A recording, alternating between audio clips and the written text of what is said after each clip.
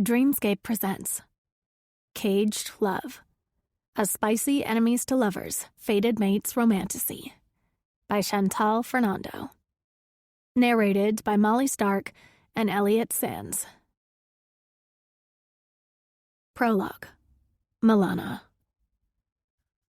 A smile falls from my lips when my eyes land on August. My fated mate. My enemy.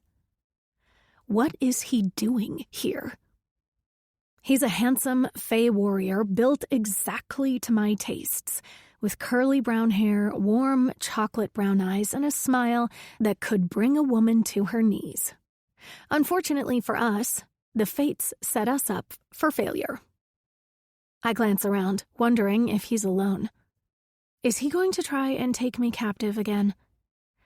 When Sailor let me out of my prison/bedroom, I returned directly to our compound, 2 hours north of Chaos, the capital of the Incubus Kingdom.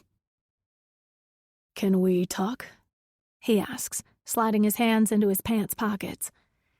My eyes roam over his rounded ears, unlike the pointed ones of the highborn Fae, and I'm reminded that my mate is a common Fae. He might not be as powerful magically as some, but I can feel a strength within him. He's not a bad male, I know that, but it makes everything harder, especially when he never once hurt me while he had me, always making sure I ate and had everything I wanted. Everything except my freedom. He had tried to talk to me, to get to know me, but how do you look your enemy in the eye and give him a piece of you? The person who helped murder my father. Is he the one who did it? How did he die? What were his last words? These are all questions I don't have any answers to. All I know is that Declan, the man who raised me alone, the first person who loved me, is gone. I've always been Daddy's little girl. My father loved and protected me my entire life, and I'm lost without him. He was my anchor, and now I'm afloat in a tide of sorrow. That type of grief doesn't just go away. No, it clings to your soul and tries to drag you down with it. I might not have had the perfect upbringing. I might have come second to his ambitions to take down the royal line, and maybe even raised to be married as a bargaining chip. But I never once felt like I wasn't loved by him. As long as you don't try to kidnap me and lock me up again, I reply, scowling. I won't, he promises, his eyes flickering with regret? Okay, I agree, leaving the inn with him to step outside. I know what I must do, but that doesn't mean I want to do it. This is my fated mate, and the only one I'll ever get. He is the male who will amplify my magic, making me even more powerful. I want to say, I'm sorry. He starts, shifting on his feet. My long hair blows in the wind and tangles around his arms. My whole body wants him. The draw to him is unlike anything I've ever experienced. Me too, I reply, swallowing hard. Pulling the needle out of my pocket, I stab him in the shoulder. It wasn't meant to be him we were taking today, but since the option has presented itself, I'd be a fool to let him leave. Besides, this saves Astrid from this fate, the captive we'd originally planned on taking. I stare at him as he falls to his knees. In another realm, he'd be doing that for a different reason. You shouldn't have come looking for me, August. Milana. I can't look him in the eye. It hurts. I zip him away into the dungeons, locking the heavy metal cell door while he watches. The loud creak is uncomfortable, but not as much as the thought of leaving my mate down here. Let's see how you like it. Mate, I whisper, swallowing hard. Welcome to what's left of the rebellion. But the truth is, without my father here, I don't even know what we're fighting for anymore. I turn away, swiping at my tears before he can see them fall. Chapter 1.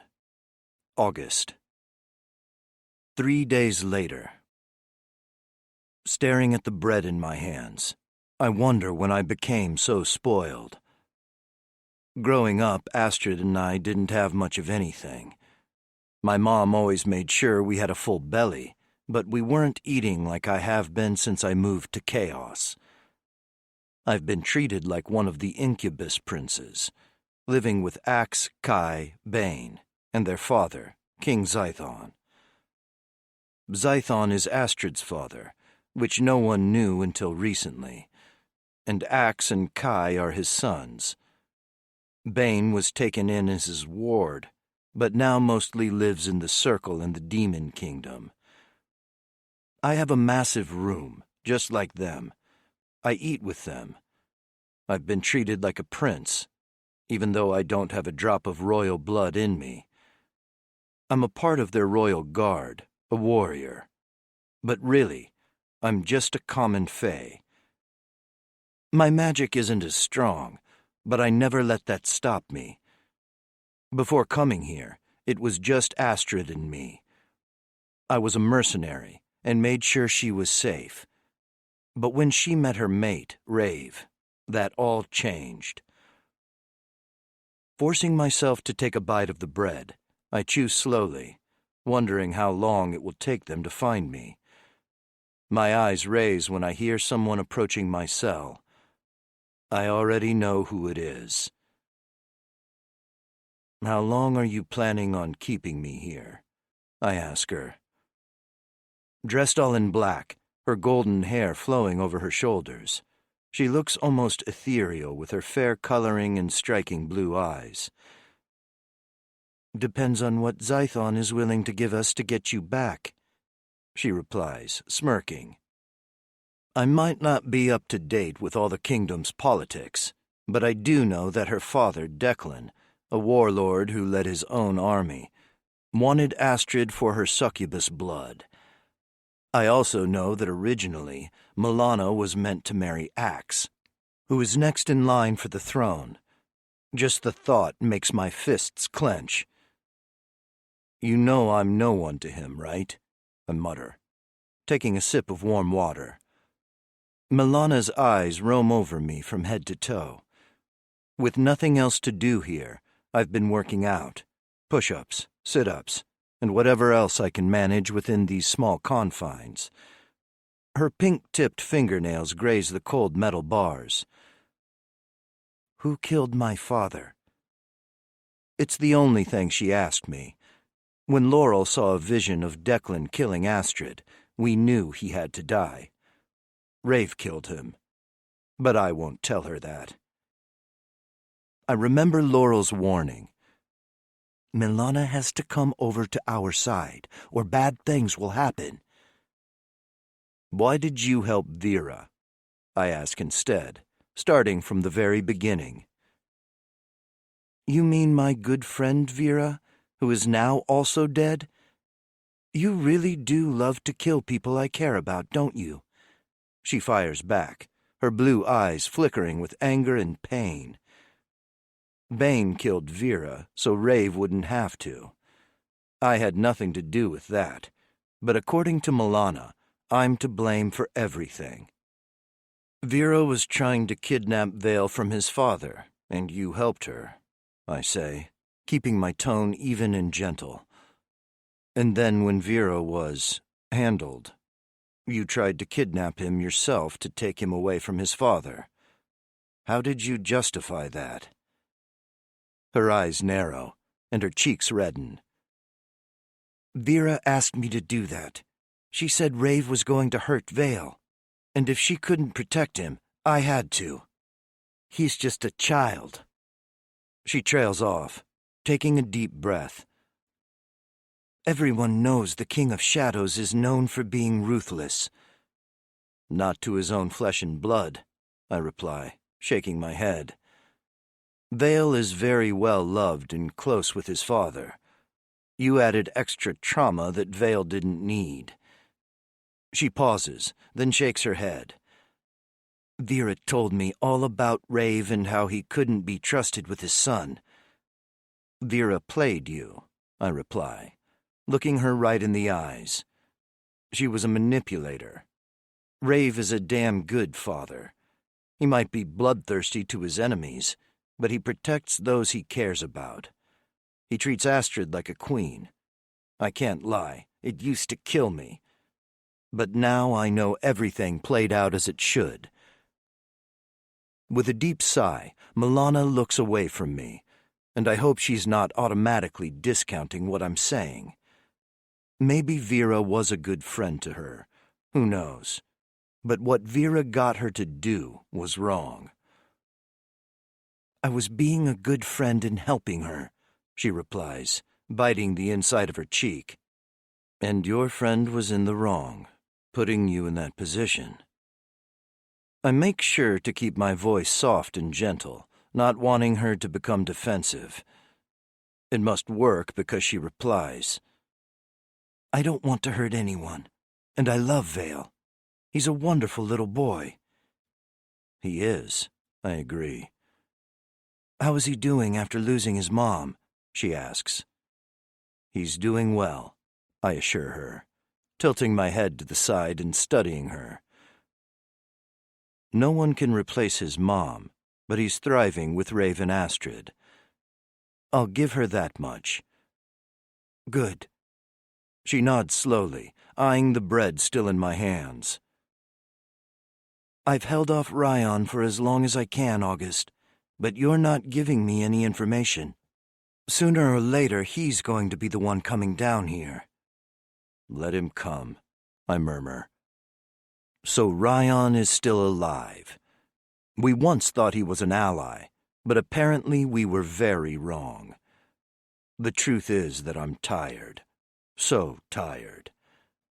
The beauty in front of me is meant to be mine, and the fact that she falls farther out of my reach every day is draining my soul. August. Do you ever think what it could have been like? I ask her, closing my eyes. What? She rasps. Us, I whisper, bread falling from my fingers onto the cobblestone ground. What if we just randomly met at an inn or a party? What if we weren't standing on opposite sides of a battlefield? What if I left everything I believed in for love? What if our love was simple? I'm already drifting off when I hear her soft reply. Every single day. Chapter 2. August. Panting, I wake from a dream of blue eyes. But these eyes are warm, not cold. My brow furrows when I notice something in my cell, right in front of where Milana was standing when I saw her last. Standing, I take a few steps to pick it up. The chains cuffed to my ankles drag behind me, stopping me from using any magic, which is smart, because one of my abilities is to walk through any type of ward. She has left me chocolate, and wrapped in brown paper are an apple and some beef jerky. I take all my gifts and sit with them, taking a bite of the apple first. So far I haven't been harmed, but like she said, Ryan hasn't gotten his hands on me yet. I spend the rest of the day waiting for Milana to return. When she finally does, I'm almost asleep. I wasn't sure if you were going to show, I murmur, sitting up from the cobblestone ground with my hands resting on my knees. I've got nothing but a thin blanket to sleep on, but I suppose it could be worse. Me either, she admits, sitting in front of the cell and crossing her legs. Her long blonde hair curtains her face, and it looks so soft. She appears like an angel that doesn't belong down here in the dirt with a mere commoner like me. However, the fates saw me fit for her, so that has to mean something. Tell me something about yourself, she asks, and for the first time I notice dark circles under her eyes. I like that she wants to know about me, but right now I'd rather learn everything about her. You look tired, I say, lifting my knees against my chest and wrapping my arms around my thighs. Are you getting enough sleep? A line forms between her brows. You're down here and worried about how I'm sleeping? I nod, swallowing hard. If only she knew. Ever since I found out she was my mate, all I've done is worry about her. I'm not a man who's ever felt helpless. I do what I need to do. I adapt and am resilient. But I've never felt more out of control than knowing my mate hates me. When I had her locked up in my bedroom in chaos, yeah, it was fucked up. But I felt better knowing she was there. She was safe. She was in my home. And when Sailor set her free, I panicked. But Sailor did the right thing. Beauty like Milana's should never be caged.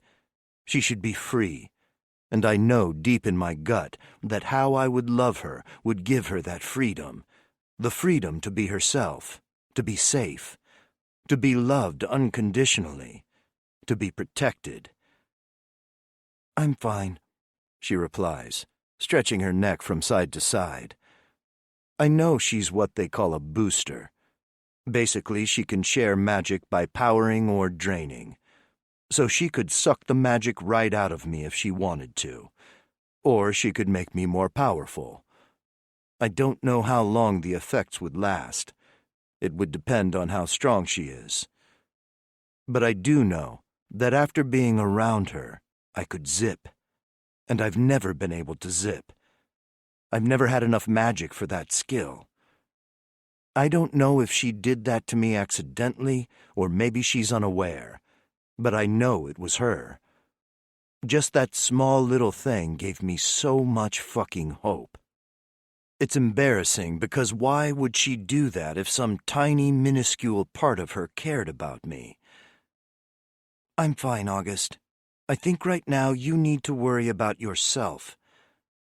Right. I decide to answer her original question.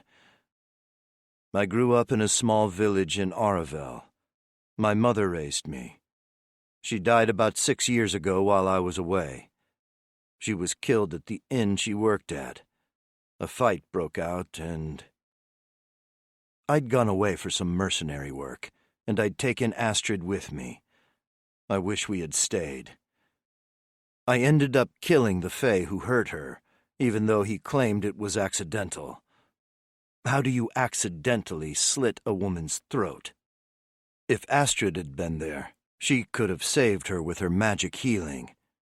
So many what-ifs. I never told Astrid any of this, protecting her from the truth of my mom's death. They were very close, and I couldn't do that to her. I'm sorry, Milana whispers, sounding sincere. And your father? I shrug. He died when I was a baby. I don't remember him. We go silent for a few long moments. I'm scared of storms, she blurts out. You're really going to hate Bane, then, I reply, my lip twitching. She slowly grins, and it brightens up her face. Fuck. My heart races just from seeing it, and it wasn't even a full-fledged smile. The Demon King with the weather magic? Yeah, I suppose so. She takes a deep breath and exhales. My father wanted to make this kingdom better. Your father wanted power, Milana, I reply, licking my dry lips. He didn't want Zython to be king. He didn't want anyone else above him. He wanted to help. The only person he wanted to help was himself. He wanted Astrid because of her succubus blood, and when he couldn't have her, he was going to kill her so no one else could have her. How is that making this kingdom better? I ask, studying her. I don't want to upset her. I don't want to fight with her. I'd prefer her in my arms, my face buried in her blonde hair, breathing in her sweet scent. She's mine to protect, not hurt. I should be shielding her from all of the bad, but I need her to see the truth. We aren't the enemy. We aren't bad people. And no one will take care of her like I will. I know he's your father, and you loved him, and I'm sorry for that. I really am sorry. I would never want to do anything to upset you. You're my mate, Milana, and you know that means everything to me. We're only given one mate. We only have one chance. Imagine if I had killed someone close to you, August. Your precious Astrid. Would you still want to bond with me? She fires back, lifting her stubborn chin. And with those words, she stands and storms out before I can say anything else. Chapter 3. Milana. My fingernails dig into my palms, leaving crescent-shaped marks. Ryan is down there with August, and it's making me feel sick. With Ryan's electric magic, I can only imagine what he's done to August. Leaning back against the brick wall with my head against the cold, hard surface, I close my eyes and take deep breaths. He killed your dad, so you shouldn't feel bad. He's not on your side. He locked you up in his room like a prisoner. I tell myself, but allowing anyone to hurt my mate goes against every one of my instincts. I cover my ears with my hands, even though I can't hear any sounds. Ryan is probably using a sound barrier. I don't know what to think anymore. With my father gone, I'm no longer grounded, and I can't remember why I'm even fighting August in the first place. For a moment, I imagine giving in and getting to know him. I wonder what that would be like. I doubt all his friends will ever accept me, and giving him a chance would mean turning my back on everything I've ever known. But I've lost sight of what we've been fighting for in the first place, and it's made me realize something. I was loyal to my father, not to this cause. What even is the point of fighting the royals? I don't want the crown. I could have become queen through marriage. I don't want to lead. I'm sick and tired of all the scheming and unnecessary death. I'm tired of what's happening downstairs in the dungeon. What would my father say if I walked away? He'd probably be rolling in his grave if he knew where my head is at. You okay? Halia asks, leaning against the wall next to me. With her bright red hair, big blue eyes, and shimmery skin, the mermaid princess is not someone you can easily forget. She's stunning, and has been my best friend for as long as I can remember. No, I admit, swallowing thickly. I turn to face her, wrapping my arms around myself. Could you ever be okay if your mate was being tortured? She winces, tucking a red lock back behind her ear. No, I don't think I could let it happen. Great. I'm a heartless monster. You aren't heartless, she murmurs, letting me know I said those words out loud. You don't have a normal situation, Milana. Don't be so hard on yourself. Your father raised you to be loyal to him, to his army. Did you know that Vera lied about Rave being an abusive father to Vale? I blurt out. August's words were playing in my head. Halia nibbles on her bottom lip. I've only seen Rave with Vale once, and he seemed like a good father. Vera wasn't a good person. Halia has slept with Rave before. I know that much. I know she was upset when he found his fated mate Astrid. The same Astrid I was told August loves. She must have beer-flavored nipples or something. I'm an idiot. No, you just see the best in everyone, she replies, gently nudging me with her shoulder. Apparently, everyone except my own fucking mate. Have I fucked up? I whisper, licking my suddenly dry lips. I'm a romantic, you know this, she replies, pushing off the wall and coming to stand in front of me. You don't need to fight your father's battles anymore, Milana. You don't owe his rebellion any loyalty. They will use you, spit you out, and go on like nothing has happened. You are replaceable. But to your mate, I'm his only one. I sigh, and she rests her head on my shoulder. You know I'm here for you, no matter your decision. Ryan isn't going to let me just walk out of here with August. Ryan won't know about it until it's too late, she replies, shrugging. Besides, who died and made him king? My dad, I blurt out, and she winces. Fuck, sorry. But her lip twitches like she wants to laugh. Halia and her dry fucking humor. When do you have to go back? I ask. Tomorrow, she replies, glancing down at her legs. I'm looking forward to being back in the ocean. 3 days on land is 3 too many. Next time, we'll meet back at the cabin. My lip twitches. I know she only comes here to see me, and I appreciate it more than she knows.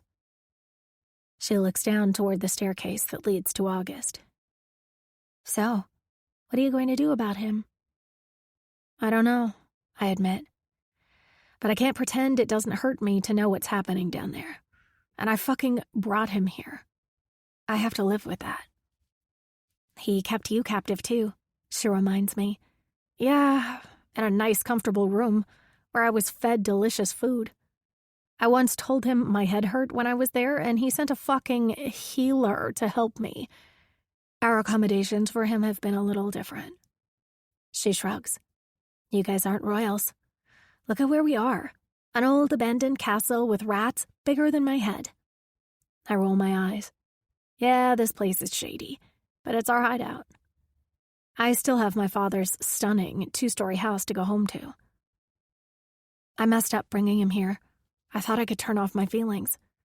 I tried, trust me. But seeing him down there, sitting on the fucking ground. Stop going down there, Milana. Get out of here for a while and clear your head, she suggests. It would be so easy to just turn my back on the situation and tell myself I'm not doing anything wrong. But the truth is that August isn't even originally from the Incubus Kingdom. He's a common fae who fell in with that crowd. He's not royal. But he did have something to do with my dad's death. However, I don't think he killed them. August is a warrior. If what August says is correct, Rave would have been the one to make the kill, trying to protect his mate. Would my dad want to kill Astrid because he couldn't have her? I might not have believed him, if I didn't have a memory to prove it. One night, I walked in on Dad talking to Ryan, and I still remember what he said. She has succubus blood, so she's either with me or against me. I can't have her just out there existing. She can't have succubus babies that will rule the Fae Kingdom instead of ours. My father was all about trying to keep our bloodline as pure as possible. Without the incubi giving birth to daughters, it was almost impossible. I was born before the curse hit, and I'm still of mixed blood. Not that that is common knowledge. No one knows the truth of who my mother was. Would August care if he knew his mate has some human blood in her? If he knew my mother was half human, half fae? I know my father cared. The male who cared so much about the incubus bloodline had a daughter with some human blood. It was a secret he took to the grave with him. What would August think? It might not matter, though, because after this, he may never look at me the same again. Chapter 4. August. When Ryan leaves, I'm in the most pain I think I've ever been. I've basically been electrocuted on repeat, and that bastard didn't let up. Every inch of my body hurts. My skin feels hot and dry, and I know my back is bleeding from the sticky wetness I can feel sliding down it. My clothing is torn and ragged, and my mouth is parched. In a painful haze, I remember looking at his black mating bands as the sparks flew from his hands. He didn't even give a fuck who killed Declan. He wanted other information, like King Zython's weaknesses and the castle's layout. He wanted to know how many guards we have protecting the king and how often they change shift. Shit I'm never going to give him. I might not have originally been from this kingdom, but they've been good to me. I'd die before I betrayed them. I feel like I am dozing when I hear a familiar voice. "August," Astrid whispers, reaching out to touch my shoulder. Instantly, all of my pain fades away, her healing magic leaving behind nothing but a comforting warmth. Opening my eyes, I see her standing before me, dressed in all black, her long braid dangling over her shoulder. Standing behind her to her right is Rave, and on her left is Soren. She brought the cavalry. "What did they do to you? Come on, let's get out of here," she murmurs, leaning down to help me stand, but I shake my head. "No, I need to stay a little longer. Milana." "I'm not leaving you here to be tortured," Astrid whisper yells, turning to Rave. "Talk some sense into him, please." Rave studies me, his ice blue eyes giving nothing away. "They could kill you." "I'm not leaving without her," I state, my jaw twitching. "She's my mate. You would both do the same thing." Soren and Rave share a look. "We will give you a few days, and then we are coming back for you. Let's hope you are still in one piece," Rave replies, resting his hand on Astrid's shoulder. "August, don't do this," she quietly pleads. "Star," I whisper, using the nickname I've always called her. "It's his choice to make," Soren says, nodding at me. "At least let us check in and bring you some food." I nod, knowing I'm going to need all of my strength. "Who hurt you?" Astrid asks, searching my eyes. "Ryan." She nods. "No good deed goes unpunished. We shouldn't have helped that asshole in the first place." They once saved Ryan's mate and even considered him an ally. "I don't know what's going to happen, August. The visions keep changing." She lowers her voice. "I'll be back to heal you. Don't even bother arguing with me. I think you're being stupid." Rave smirks, his shadows wrapping possessively around his mate. "August, either you kill Ryan or we'll be back to do it." His tone gentles. "Let's go home, baby. Vale is waiting for us." "Good luck," Soren murmurs, arching his brow as he scans the cell. "Looks like you're going to need it." "You must be loving this," I smirk, thinking about how Soren wanted to kill me for taking his mate, Pandora's virginity. Soren's jaw tenses, and he raises a hand through the middle of his blonde hair. "There might be a little satisfaction there." Astrid slaps his shoulder and gives him a death stare.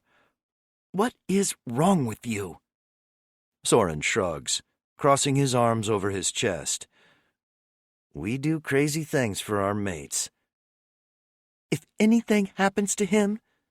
"He'll be fine," Rave assures her, throwing me a look that clearly says I better be alive the next time they see me. "We could just kill Ryan now," she mutters, tilting her head to the side like she is contemplating the idea. "No, this needs to play out," I rasp, swallowing hard. "If they just went and killed everyone here, Milana will never come to me. She'll never forgive me or see that we are different from them." They all zip away, and I'm left alone with my thoughts again. At least I'm no longer in pain. I don't have a plan other than trying to get to know Milana and show her there is a reason the fates chose us for each other, out of every other person in this realm. I don't know what Laurel saw, But Milana needs to come home with me, where she belongs, and not as a fucking captive this time. As my mate. I've never really fought hard for anything in my life. I've always chosen my battles very carefully. But this is one I'm not willing to lose. Milana will be mine. Before I see her, I feel her magic.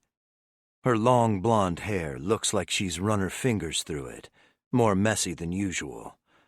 With a deep sigh, she rests her forehead against the bars, her blue eyes giving me a slow once-over. "What are you doing, August?" Pushing myself off the thin blanket, I slowly approach the bars, not wanting to scare her. The chains clang with each step. I don't dare touch the metal between us, but I am close enough that I can smell her sweet coconut scent. I want to reach out and touch her soft skin, just imagining those lush lips on mine as my mind's spinning. Fuck, this woman makes me hard. I hope she doesn't look south because there isn't much I can do to help hide that. Looking at my beautiful mate, I reply, taking in each perfect feature on her face, eyes that hold a quiet storm, a nose that up-tilts slightly at the end, and heart-shaped luscious lips I can't wait to taste. She worries her bottom lip with her teeth. "Brian is going to come back down tonight." "And I'll be here waiting," I say, shrugging. But I'm not telling him anything about King Zython. That man took me in and gave me a home. I'm never going to betray him or my brothers. They aren't my blood, but that doesn't matter to me. Loyalty is more important than blood. "And I was loyal to my father," she mutters, but I don't miss the past tense she uses. "And his fight for freedom against the royal family." She pauses and then adds, "Your family." "You were going to be forced to marry into that family, were you not?" I remind her, my fists clenching at the thought of her marrying Axe. Not that I would have ever let that happen once I realized who you are. "If you can't beat them, join them, right?" she replies, her eyes narrowing slightly. I cross my arms over my chest. "Or maybe you blindly followed what your father ordered. Wouldn't he have wanted you to find your mate and not be married off to another male, even if he is the prince and heir?" "Not everyone finds their mate." Those words almost sound like regret in her voice. "But we found each other. It might not have been under the best circumstances, but we can turn it around any time we want, Milana. It's up to us. We control our future. And frankly, I'm fucking sick of pretending I don't want to be with you more than anything in this realm." Chapter 5. Milana. If only it were that easy, I sigh, squeezing the bridge of my nose. He had the chance to leave with his friends, and he didn't. For me. He's going to withstand days of torture just to be able to speak to me. To be around me. He's fucking crazy. And the wildest part, Rave knew I was there. His shadow slithered up the staircase and snaked around my ankles, holding me in place. I heard some of what was being said. They came to save him, but he chose to remain. I don't know what I'm meant to do with that, or the words that just came out of his mouth.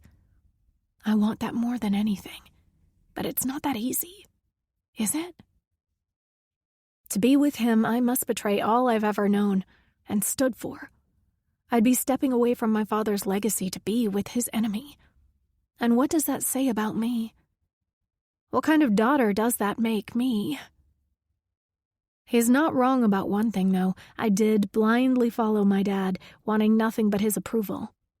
I tried to be the perfect child, always making sure I kept up appearances and was the daughter he wanted me to be.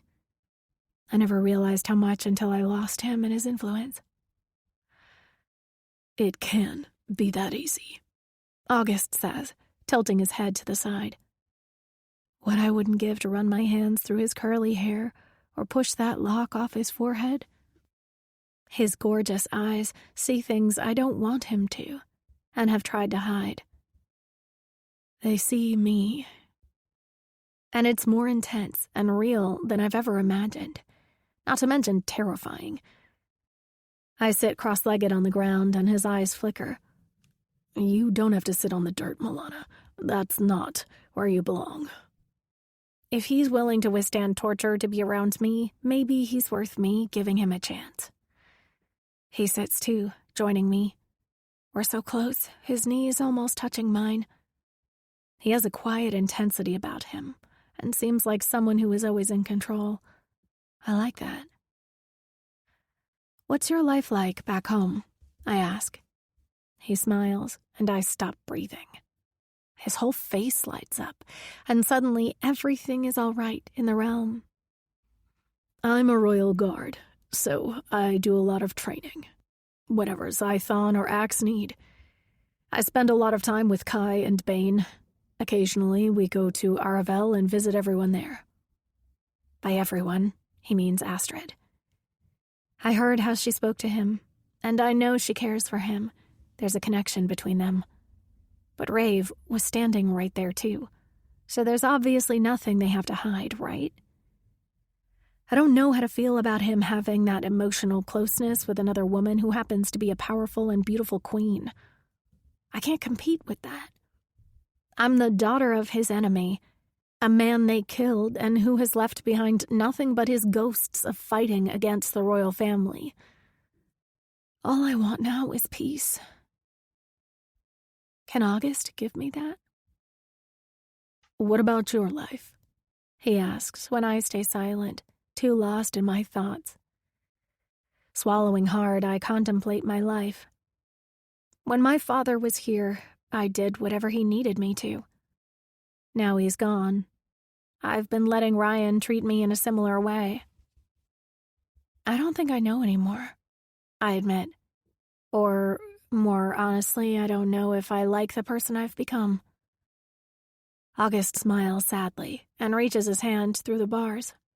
I take it, and the second our skin touches, magic sizzles between us, the golden glow tempting us to follow the fate's path. Let's just forget everything and everyone else and get to know each other. We aren't enemies, Milana. We never have been. He rasps, his gaze sweeping over mine with a heated intensity. Give me a chance. I want to so fucking badly. I glance around the dungeon exaggeratedly. We're not exactly in the best situation for that. He laughs, and I pull out the water bottle from under my cloak with my free hand and pass it to him. August arches a brow.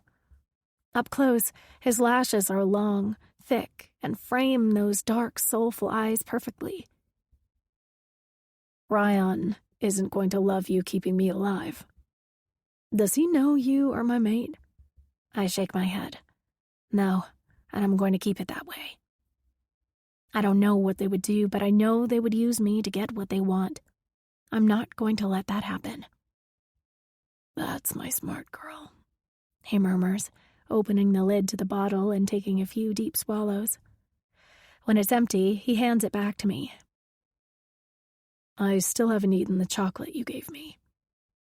You saving it for a rainy day? I ask, my lip twitching. He brings his lips to my fingers and places a soft kiss there. A shiver shoots through my hand and up my arm, and then I decide to use my magic, closing my eyes and pushing it through to him. I've done this once before, but I don't know if he even knows it. It was when I was locked away in his castle. He couldn't zip before, but with a little boost I knew he could. And now, if Ryan tries to hurt him, he will have more magic to keep him alive. What are you doing? He asks, his brow furrowing as his eyes close. Lending you a little power, I reply, leaning my face against the bars. "This doesn't feel like you hate me," he whispers in a husky tone. I could never hate him. He's half of my soul. I just don't know if he deserves my heart. But what I do know, and what I need to admit to myself, is that I'm not going to let anything happen to him. I'm wired to think of him as mine, and I was a fool to think I could ignore that. Chapter 6. August. Again, she boosted me with her magic. I knew when she did it before because I could feel it, but I didn't say anything then because I was too scared she'd regret giving me anything of herself. I don't care about the magic. Yeah, it's nice to be able to zip after having to get others to do it for me all of this time, but that's not why I want the beautiful female sitting in front of me. Does she realize she's on the dirty ground, as close to me as she can be, without tearing down this cell? Do you ever wonder how different things would have been if we'd just met at a party or the market? She asks, and I slowly nod because I've thought about that a lot. Yes, but there's no point questioning everything, I reply, stretching my neck from side to side. You were introduced into my life when you were meant to be. You believe that? I have to, or it's all for nothing. I do. She stands up, dusting her clothing. I'd better go before someone shows up. Okay. I'll see you during your next visit, I smirk. If you're smart, there won't be a next visit, she murmurs, shaking her head. I'm exactly where I'm meant to be, I reply, watching her as she ascends the stairs. She hesitates on the third one, turning around and staring at me. I don't fully trust you yet, August, she states, her expression emotionless. You will, I reply in a confident tone. You'll learn to trust me more than anyone in all 8 kingdoms, I promise. I'm her mate, and I'll fucking treasure her. I'll show this woman she can trust me and realize there is no one else for her. My soul is wired to yearn for hers. From the moment I saw her, I knew she was it for me. Anyone before her no longer matters. They were just pathways that led me to her. I suddenly understood why Rave wanted to kill me, and Soren tried to do the same. It was because the thought of another man touching her has me wanting to burn this realm to the ground. When Ryan steps into my cell tonight, I can tell something is different. Off. The way he watches me. His mind is working overtime, like he knows something I don't. He's a few steps in front of me. The air is thick with tension, and the back of my neck prickles. Yeah, something bad is about to happen. My jaw tightens when 4 of his men step into the cell behind him. 2 are demons, one is a vampire, and one is a fae. I feel the power emanating from them, and here I am, wearing these shackles that contain my magical powers. But I'm not going to go down without a fight. Let him try and fry me. Maybe this is my penance for all that I've done, for locking Milana away and thinking that was somehow a good idea. Ryan crosses his arms over his chest and smirks, his red eyes filled with satisfaction. The rugged scar on his cheek that cuts through his eyebrow looks even more ominous today. You've given us nothing that we need, so now we're going to kill you. Unless you conveniently have decided to share something that will save your life. All we want is the castle layout. Surely, that small tidbit of information isn't worth your life. I'm not stupid. Either way, they aren't going to let me live. Why don't you let me out of these? I murmur, glancing down at my chains. And make it a fair fight. Or does it take 5 of you to kill one common fae? Ryan chuckles, but there's no humor in it. So you can zip away before we're done with you? Electricity sparks from his fingers. The vampire behind him steps forward, and vines stream out from his fingertips. Fucking wonderful. I brace my feet apart. I'm not going down without a fight. I'm not fucking dying and leaving Milana out here alone to live with these assholes using her as they see fit. I've killed before. I've taken lives. I've never claimed to be innocent. I know people make assumptions about me, but that's what made me a good mercenary and an even better royal guard. I'm always underestimated. But I'm protective, possessive, and I look after what's mine. I'm not ready to leave this realm just yet. She's going to know unconditional love if it's the last thing I do. The vines wrap around my shoulders, snaking around my arms to hold me back. And when the first strike of electricity hits me, my head slams back against the wall. I don't know how long the torture goes on for, but I pass out. And when I come back, it's just Ryan standing over me, a knife in his hand. We've decided we're going to keep you alive a little longer, and send Zython a little present to show him how serious we are, he says, stamping his foot down on my open palm.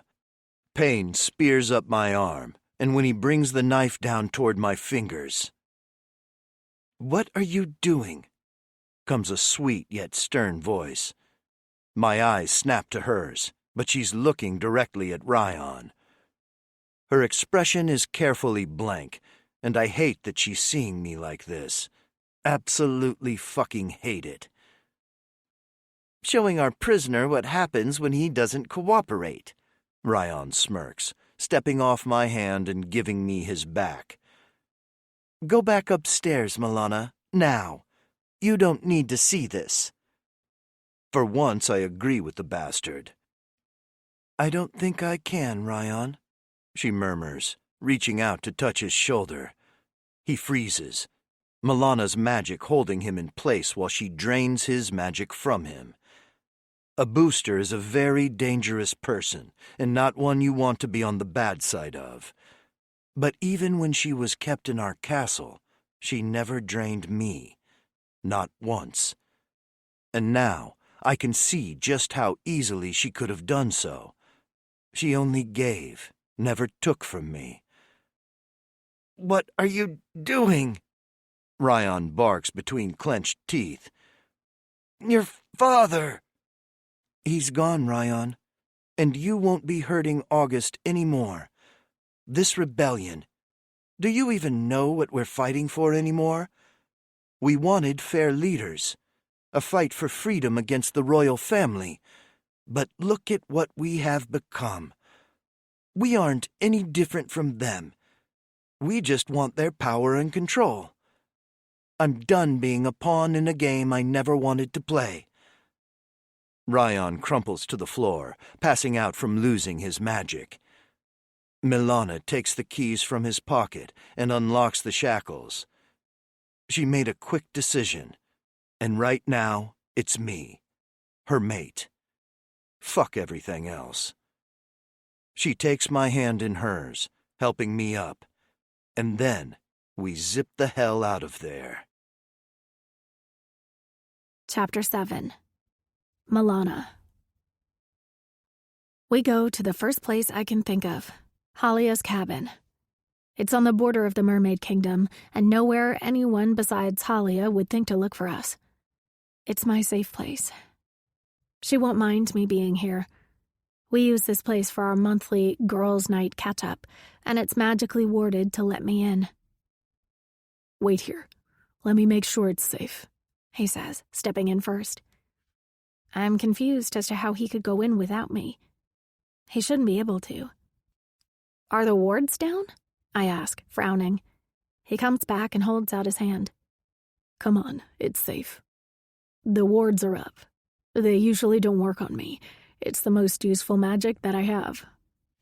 "That's pretty cool," I admit. "Wards can't hold him? I'd love to have that gift." We step inside and he glances around again, taking in the small kitchen, peach-colored leather couch, and a dining table that seats 4. A door leads to the bedroom and the bathroom with a bathtub attached to it. It's the perfect hideout, except for the fact that there's only one bed. I didn't think about that when I brought us here. "Where are we?" he asks in a deep, husky rumble. He's tall, much taller than I ever realized. His gaze is gentle as he stares down at me, so different from the other males I have been with. There is a strength to him, a calming presence that steadies me in a way I didn't know I needed. As someone who can be anxious at times, it's comforting to be around that kind of energy and soak it in. "Shelley, in the Mermaid Kingdom.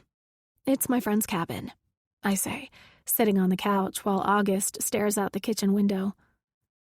He seems captivated by the ocean views, and I know how he feels. It's stunning here, with blue skies and water as far as the eye can see. Behind us are lush green cliffs and a small town in the center. Shelley is the smallest capital city in all 8 kingdoms, which makes sense, considering they spend most of their time in the water. "I've always wanted to come here," he admits, turning around and licking his lips. I realize he must be hungry. "Help yourself to anything you need. I'll get us some food while you have a bath," I offer. He glances down at his clothing and winces. His shirt is torn, showing off most of his muscled back. "I'll go grab you some clothes, too. There are clean towels in the bathroom." He nods, walking forward and stopping in front of me. "Thank you." "I shouldn't have brought you there in the first place," I admit, swallowing hard. "I'm sorry, August. I betrayed you by doing what I did. Just know, nothing like that will ever happen again." He smiles, and a curl falls across his forehead. Fuck, he's spectacular. "I'm loyal to you, no, Milana," he states, lifting my chin in his fingers. "What's a little drugging and kidnapping between mates?"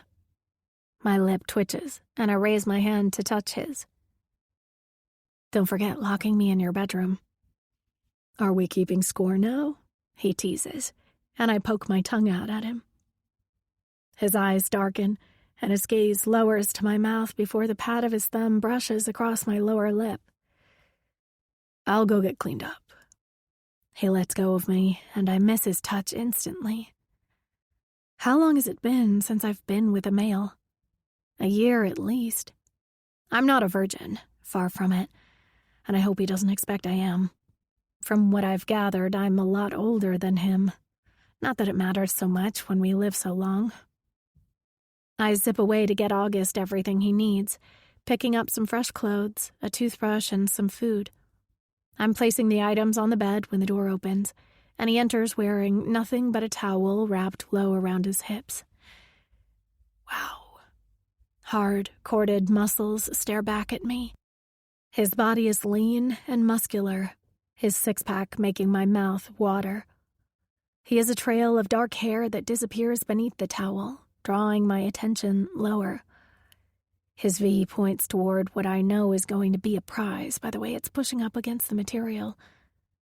Thank you, Fates. He has no ink, only smooth, tanned skin. He clears his throat, and my eyes snap up to his amused ones. "You had your fill?" I look away and can feel my cheeks heat as he laughs a deep, melodic sound that sends a shiver down my spine. He runs his thumb across the rough shadow of stubble on his cheek as he steps forward, a few droplets from his damp hair trailing down his chest. I want to lick them. "Milana, if you keep looking at me like that," he growls, reaching behind me to pick up one of the tunics I got him. His bicep touches my shoulder, and I clear my throat, stepping aside to give him a little space. You didn't have to get me anything, you know? I could have gone myself, he says, holding the material. I look over his perfect, naked form. August, you've been tortured, half-starved, and left to sleep in the dirt for days. Please let me do this for you. It's the least I can do. I'm the reason you were down there in the first place. We're letting that go, remember? He flashes me a smile I'm sure has caused many panties to drop in the past. I'll let you get dressed. I manage to get out, closing the door behind me to start cooking. When he's fully dressed, he steps out and sits at the table while I place a thick, juicy steak, some potatoes, salad, and a glass of ale in front of him. Thank you, he rasps, keeping his eyes on me as he takes his first bite. You made this? It's delicious. I shrug. My father ensured I was raised to be a good wife. I'm a great cook. I keep a tidy house, and I know how to plan and host events. He didn't want me to learn how to fight, and I've always hated that. I never wanted to be weak, and I pushed to get involved in the rebellion, but looking back, I think it was for more of his time and approval than anything else. I wanted to feel useful. I didn't want to be a pretty toy waiting to be picked up. So, what now? He asks, sipping his ale. I need to let my friends know that I'm safe. Will Ryan try and look for you? I'm not going to let anything happen to you. You know that, right? I do. Yeah, he will be looking for me. He would have told everyone about what I did by now, I say, leaning back in my chair. He won't find us here, though, and Hollyout won't tell him where we are. The mermaid princess? He asks, eyebrows raising. I nod. Yeah, she's kind of my only friend. At least now that Vera... I trail off, not wanting to bring that whole veil thing up again. I already feel bad enough knowing that Vera lied about Rave abusing him. I was manipulated by her, and now I feel like an idiot. I thought I was helping and doing the right thing for a friend, for another woman, but I was being manipulated. We can trust her. We finish the rest of our meal in silence, and August cleans up before I stand to do so. I go to the bathroom to wash up and change into some of Halia's spare clothes, which she leaves here. Now we're safe and out of fight-or-flight mode. My mind starts to wonder what the hell will happen next. Leaving the bathroom and entering the bedroom, I stare at the bed. Lifting my head, I notice August standing in the other open door doing the same. I can sleep on the floor, he quickly suggests, rubbing the back of his neck and glancing up at me with a lopsided smile, giving him an almost boyish look. I can take the couch, I suggest instead, knowing there's no way his large frame will fit. Milana, that's not happening. He shakes his head, pulling the sheets back on the bed before turning and lifting me in his arms. With a soft squeal, I hold onto his shoulders while his big hands land on my hips. He gently places me on the bed and then kisses my head. I hesitate before offering. The bed is huge. There's no reason for you to sleep on the floor, especially after how you've spent the last few nights. His eyes flicker. Are you sure? I nod and slide over on the mattress. Wisps of golden magic slice through the air, an awkward reminder of who we are to each other, of what's on the line. August slides into the bed, pulling the blanket over us and tucking me in. My heart races and my nipples pebble. I'm on the run from the people I thought I belonged with, turned on, and in bed with my mate. What can go wrong? Chapter 8. August. She rolls over onto her side, facing away from me. My eyes drop to her shoulder, where I see her tattoo, a small bird flying away from a cage, leaving behind a trail of feathers, for the first time. It's stunning, A caged bird, now free, just like her right now. As if she can feel my eyes on her, she rolls back over, facing me. She really is beautiful. There's so much we need to say to each other, yet I can't find the words. She's here, in the same bed as me.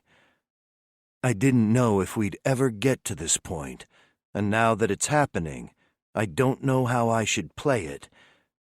Do I slowly get to know her, or do I follow my gut and reach out to touch her? I want her so badly. However, she's only just gotten over thinking I am her enemy, so I don't want to push her too fast and scare her off. But then her blue eyes soften as they search mine, and her tongue brushes over her lower lip, my eyes dropping at the movement. I'm so hard it's painful.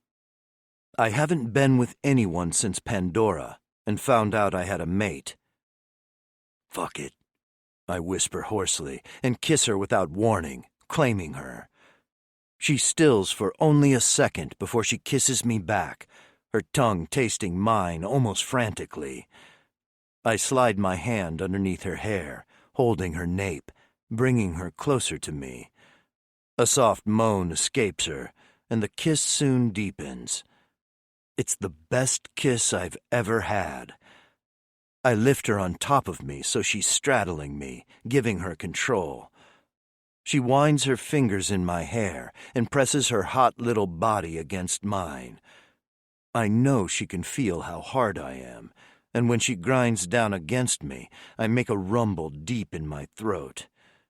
She shudders against me before I break the kiss first, but only to trail my lips across her jawline and down the column of her throat. August, she whimpers as I suck on her skin, marking her. I want the world to know she's mine, but I want her to realize that fact first. The bond hums, enhancing the heat between us. My mouth stops on her collarbone and then rises back to her lips. I grip her jaw in my hand and search her eyes. You're perfect, Milana. Thank you for saving me, for choosing me. You won't regret it. I place another soft kiss on her forehead. She closes her eyes as if savoring the moment and touches her lips with the pad of her thumb.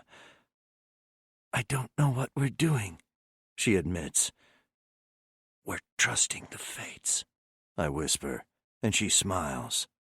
I don't care about anything else.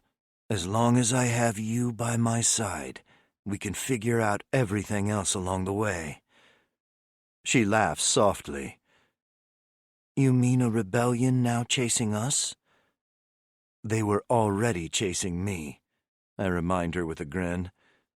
We share a glance of amusement, and I rub my chest. Come on, let's get some sleep. I want nothing more than to fuck her right now. Nothing more. But I don't think it's the best idea to rush into sex, not when she's still so unsure of me. When I have her, I want to have all of her. I want her to trust me. She takes the invitation and buries her face in my chest. I must admit this isn't how I thought tonight would end. Me either, I agree, smiling to myself. I rest my chin on the top of her head. It's better than I ever imagined. Me too, she whispers, nuzzling into me. And with that, I fall into the best sleep of my life. Chapter 9. Milana. When I wake, a hard body is pressed against me. August is spooning me from behind, one of his arms under my head and the other on my waist. He's holding me to him tightly like he's scared I'm going to disappear. I might not know him, but my body sure feels like it does. I don't know why he stopped last night, but I was so wet I almost begged him. The kisses we have shared turned me on so much I didn't even know it could be like that. His mouth. Wow. I can feel his morning arousal pressing into my ass, and I can't help but move against it. "Milana," he warns in a deep, husky growl. "I only have so much restraint." "No one is making you stop," I reply, grinding back onto him. He pushes into my touch, seeking more. He wants this too. He suddenly grips my neck in a possessive hold and brings his lips to my ear. "Do you trust me?" "Until the answer is yes, I don't think we should." A slight whimper escapes me. I'm so fucking turned on, and I don't like being told no. In fact, it makes me want to break his resolve even more. Trust is built through experiences. He makes a sound deep in his throat, a mix between a laugh and a growl, and then starts to play with my nipples. I can't think straight at this stage. It's been so long since I've had a male worship my body, and the last one who did was a waste of a body count. "Yes, I suppose so. But we don't know each other that well, do we?" he rasps, kissing up my neck. "But we're about to.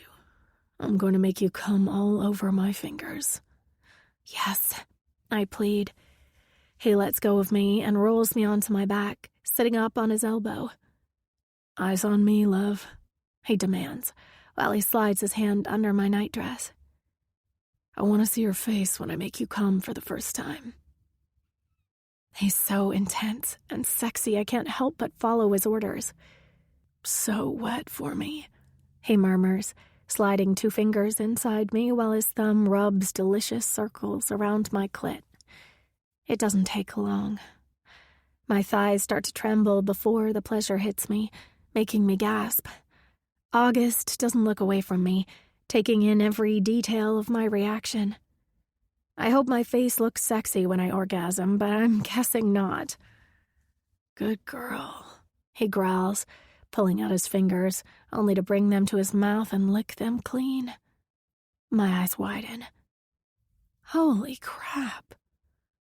He's so fucking hot, and I think I could come again just from that action alone. "So perfect," he whispers, lowering his face to kiss me. I taste myself on his tongue as I push him back and straddle him, much like last night. But this time I lift his tunic until he takes the hint and sits up, gripping the material at the back of his neck to slide it off. I nearly sigh at seeing his body, using my hands to explore. From his chest down to his abs, I feel each hard muscle before tracing it with my tongue. By the time I slide his pants down his hips, he's so hard his cock just about slaps me in the face. Wrapping my hands around him, I slowly start to work him up and down. His brown eyes stay locked on mine, a soft growl leaving his lips. When I kiss the head, his hips move upward of their own accord. "Fuck, Milana." His voice is gravelly. Smiling, I slide him into my mouth as deeply as I can. He's a perfect size, big and thick, but not too much that it's going to hurt. His fingers tangle in my hair, but they don't push down. They simply grip against my skull in a delicious way. With my fist at the base, I suck up and down until he tries to stop me. "I'm going to come." Good. I appreciate the warning, but I'm going to swallow every drop either way. Fuck. Just like that. "That hot little mouth is so fucking perfect," he rasps, his hips jerking as an orgasm hits him. Golden magic almost suffocates us, urging us to bond. We both have to make that decision, but now is not the time. When he's done, I suck gently, and his entire body shivers. I fucking love that. Call me evil, but I feel so powerful in this moment. He gently cups my cheek, and I slowly let go of him. Our eyes connect and hold. "I was trying to be good," he murmurs, his lips twitching into a small, lopsided smile. "You were good," I reply, and he laughs, dragging me up his body until I'm pressed against him, When I glance up at him a few moments later, he's still smiling. "Is this what we've been missing out on?" I ask, planting a kiss against the middle of his smooth chest. "Not looking back, remember?" he reminds me, soothingly running his fingers down my back. "What do you want to do today?" "You said you've always wanted to come here, so why don't I show you around?" I suggest, sitting up and turning to face him. He traces a line down my cheek with his thumb. "I'd love that. We just need to keep an eye out in case Ryan somehow finds us." "So don't forget it's not a holiday," I tease, and he grins, flashing me his straight, white teeth. "It can be a holiday for you. I will stay on guard because I'm not letting anything happen to you now that I've finally gotten you." Fates, he is sweet. We force ourselves to get ready and head outside. We go to the ocean first, and he's blown away, seeing all the mermaids and mermen swimming around. Holly had told me they have their own city and the palace where she lives underneath the water. They can go back and forth between land and sea, but they much prefer the water. She said that being on land is kind of like being underwater for us. Beautiful and curious, but you don't feel like you belong there. We walk along the white sand, hand in hand, and up the stairs to the main town. "It's like another realm here," he comments, his eyes wide as he takes it all in. "It's beautiful. I could sit at the beach all day, just people watching." I know. That's why I usually visit Halia here instead of her coming to me. I grin, pointing to my favorite little inn. We walk up the cobblestone steps and August opens the door for me to enter. When we sit, he even pulls out my chair. "Thank you," I murmur. We're looking over the menu when I hear a familiar voice. "Alana?" Lifting my head, I turn to see Reef. He's someone I've slept with in the past. A merman Halia introduced me to, one of her many cousins. He's handsome, with white blonde hair, ocean blue eyes, and a muscular body, but he pales in comparison to August. "Reef, how are you?" I ask, turning to August and clearing my throat. "August, this is Reef, Halia's cousin. Reef, this is August." Blue eyes dance with amusement. "Pretty sure I'm much more than just Halia's cousin to you. I've had Shit, August is my mate," I blurt out, cutting off whatever vulgar thing he was about to say. August stands up in front of Reef, blocking him from seeing me. "She's mine. Don't look at her, and don't fucking bring up whatever you had because it's done with." He reaches for his hip, and I realize he's used to having a weapon, likely his sword right there with him. I glance around August to see Reef raising his arms in surrender. "I had no idea you'd met your mate." His eyes drop to August's bare wrists. "Although I can see you haven't bonded just yet." "That's none of your fucking business," he snaps, grabbing Reef by the throat and lifting him off the floor. "Oh boy. Well, well, well. What do we have here?" comes an amused, masculine voice. I turn to the left and look into cold, lifeless, light green eyes. The male has black, almost shaved to his skull hair, a scar down his cheek, and an aura of fuck around and find out. He looks kind of familiar, but I can't remember where I recognize him from. Then it hits me. This is Sailor's brother, the one she called to help me get out of August's room. He broke through the ward for her and helped me escape. "What are you doing here?" August growls, letting Reef drop. Salem glances between August and Reef, then cracks his neck from side to side. "I'm here on a mission. The Assassin's Academy rehire you?" My eyes widen. He was fired by the Academy? I've heard of them. They train the most ruthless killers in the realm. Salem scowls, shaking his head. "No, those fuckers don't know a good thing when they see it. I'm still on probation, but Sage gave me one of his jobs to do, so I'm here on his behalf." I glance around, gasping. You're going to kill someone in the inn? Salem smirks, pulling out a dagger and flipping it in the air. No, I'm here for the strawberry cheesecake. Oh, I don't know what to say to that. If you see your sister, or Bane, can you tell them I got out of the dungeons and I'm all good? August asks him, and Salem arches his brow. I'm seeing Sailor tonight, so I'll let her know. For a price. He smirks, turning to point his dagger at Reef, who is still standing there like an idiot. We going to have fish for lunch? Let him go, I say, widening my eyes at Reef and telling him to get the hell out of here. August flattens his palm against my stomach, pulling me tight against him. Stop trying to protect him, Milana. His tone is deathly. I don't want an innocent person getting hurt.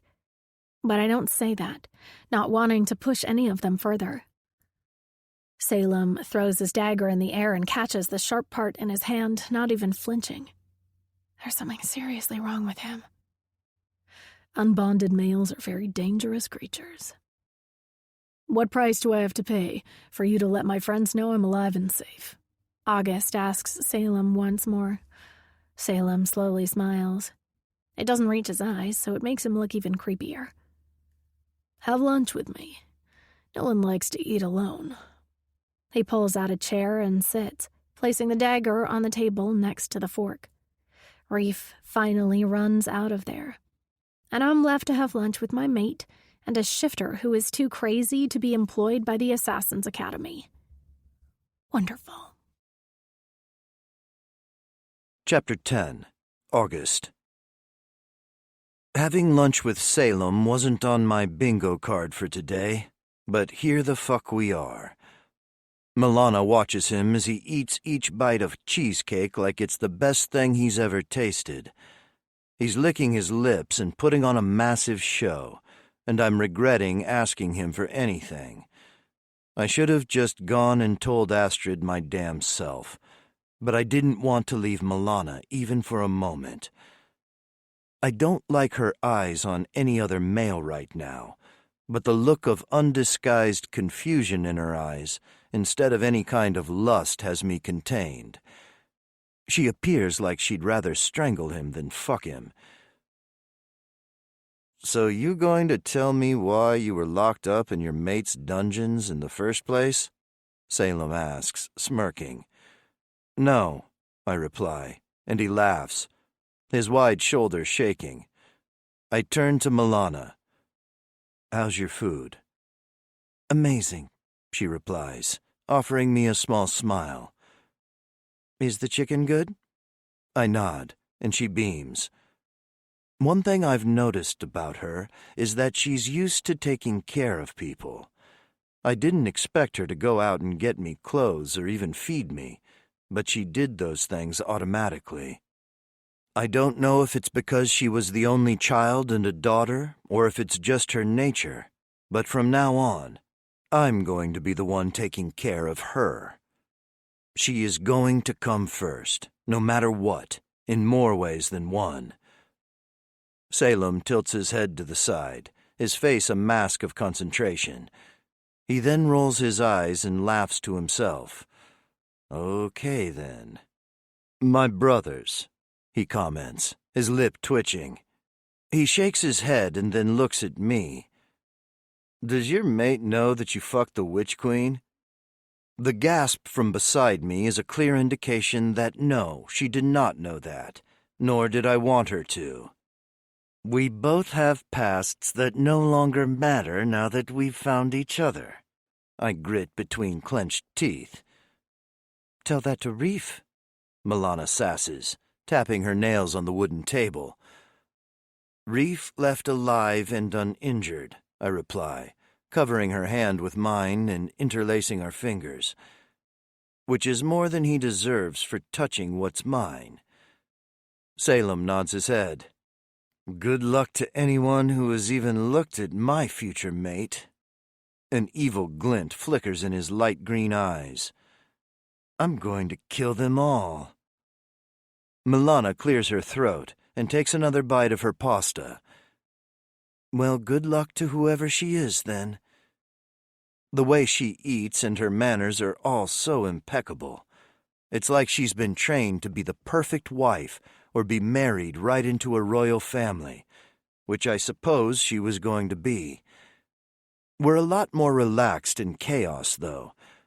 At our last family dinner, Kai threw a piece of bread at Axe's head, resulting in a massive food fight. After that, we all went to the lake and jumped in to wash off. Astrid needs to tell me who she is so I can go and find her, Salem murmurs, running his fingers across his chin. Or maybe Laurel can tell me. As my new sister-in-law, she can't say no, right? Does everyone know Astrid, then? Milana asks, and I can't place her tone. Salem shrugs, licking the last of his cheesecake from his fork. This life is nothing but a game of power. You want to know who you're up against? Raven and Astrid are key players. He pauses and lifts off his chair a little to stare out the window. And there's my mark.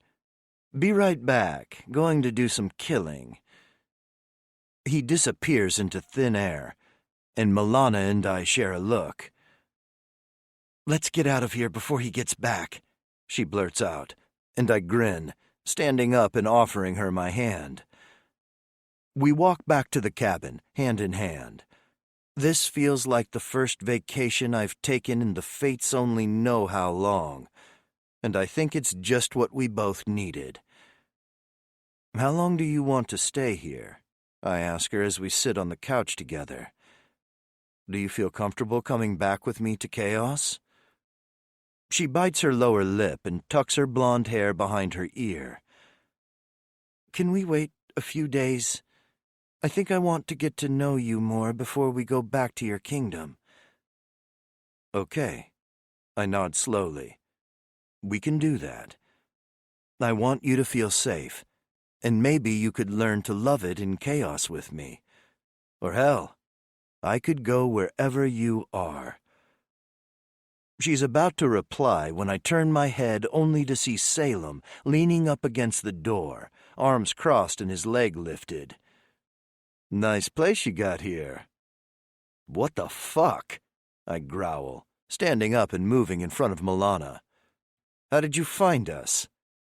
He smirks and throws me a bag of gold. Bane said to give you this. And then he's gone. Crazy bastard, I mutter, but grin at the coins in my hand.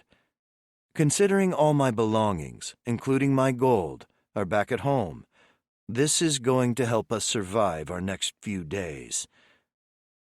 Okay, I'm going to go and get some things to make dinner for us tonight. Blue eyes widen in surprise. You cook? I grew up with a single hard-working mother who wasn't always home, I say, shrugging. Sitting back beside her, I put the gold down and cup her face. What do you feel like eating, love? Surprise me, she grins, planting a soft kiss on my lips.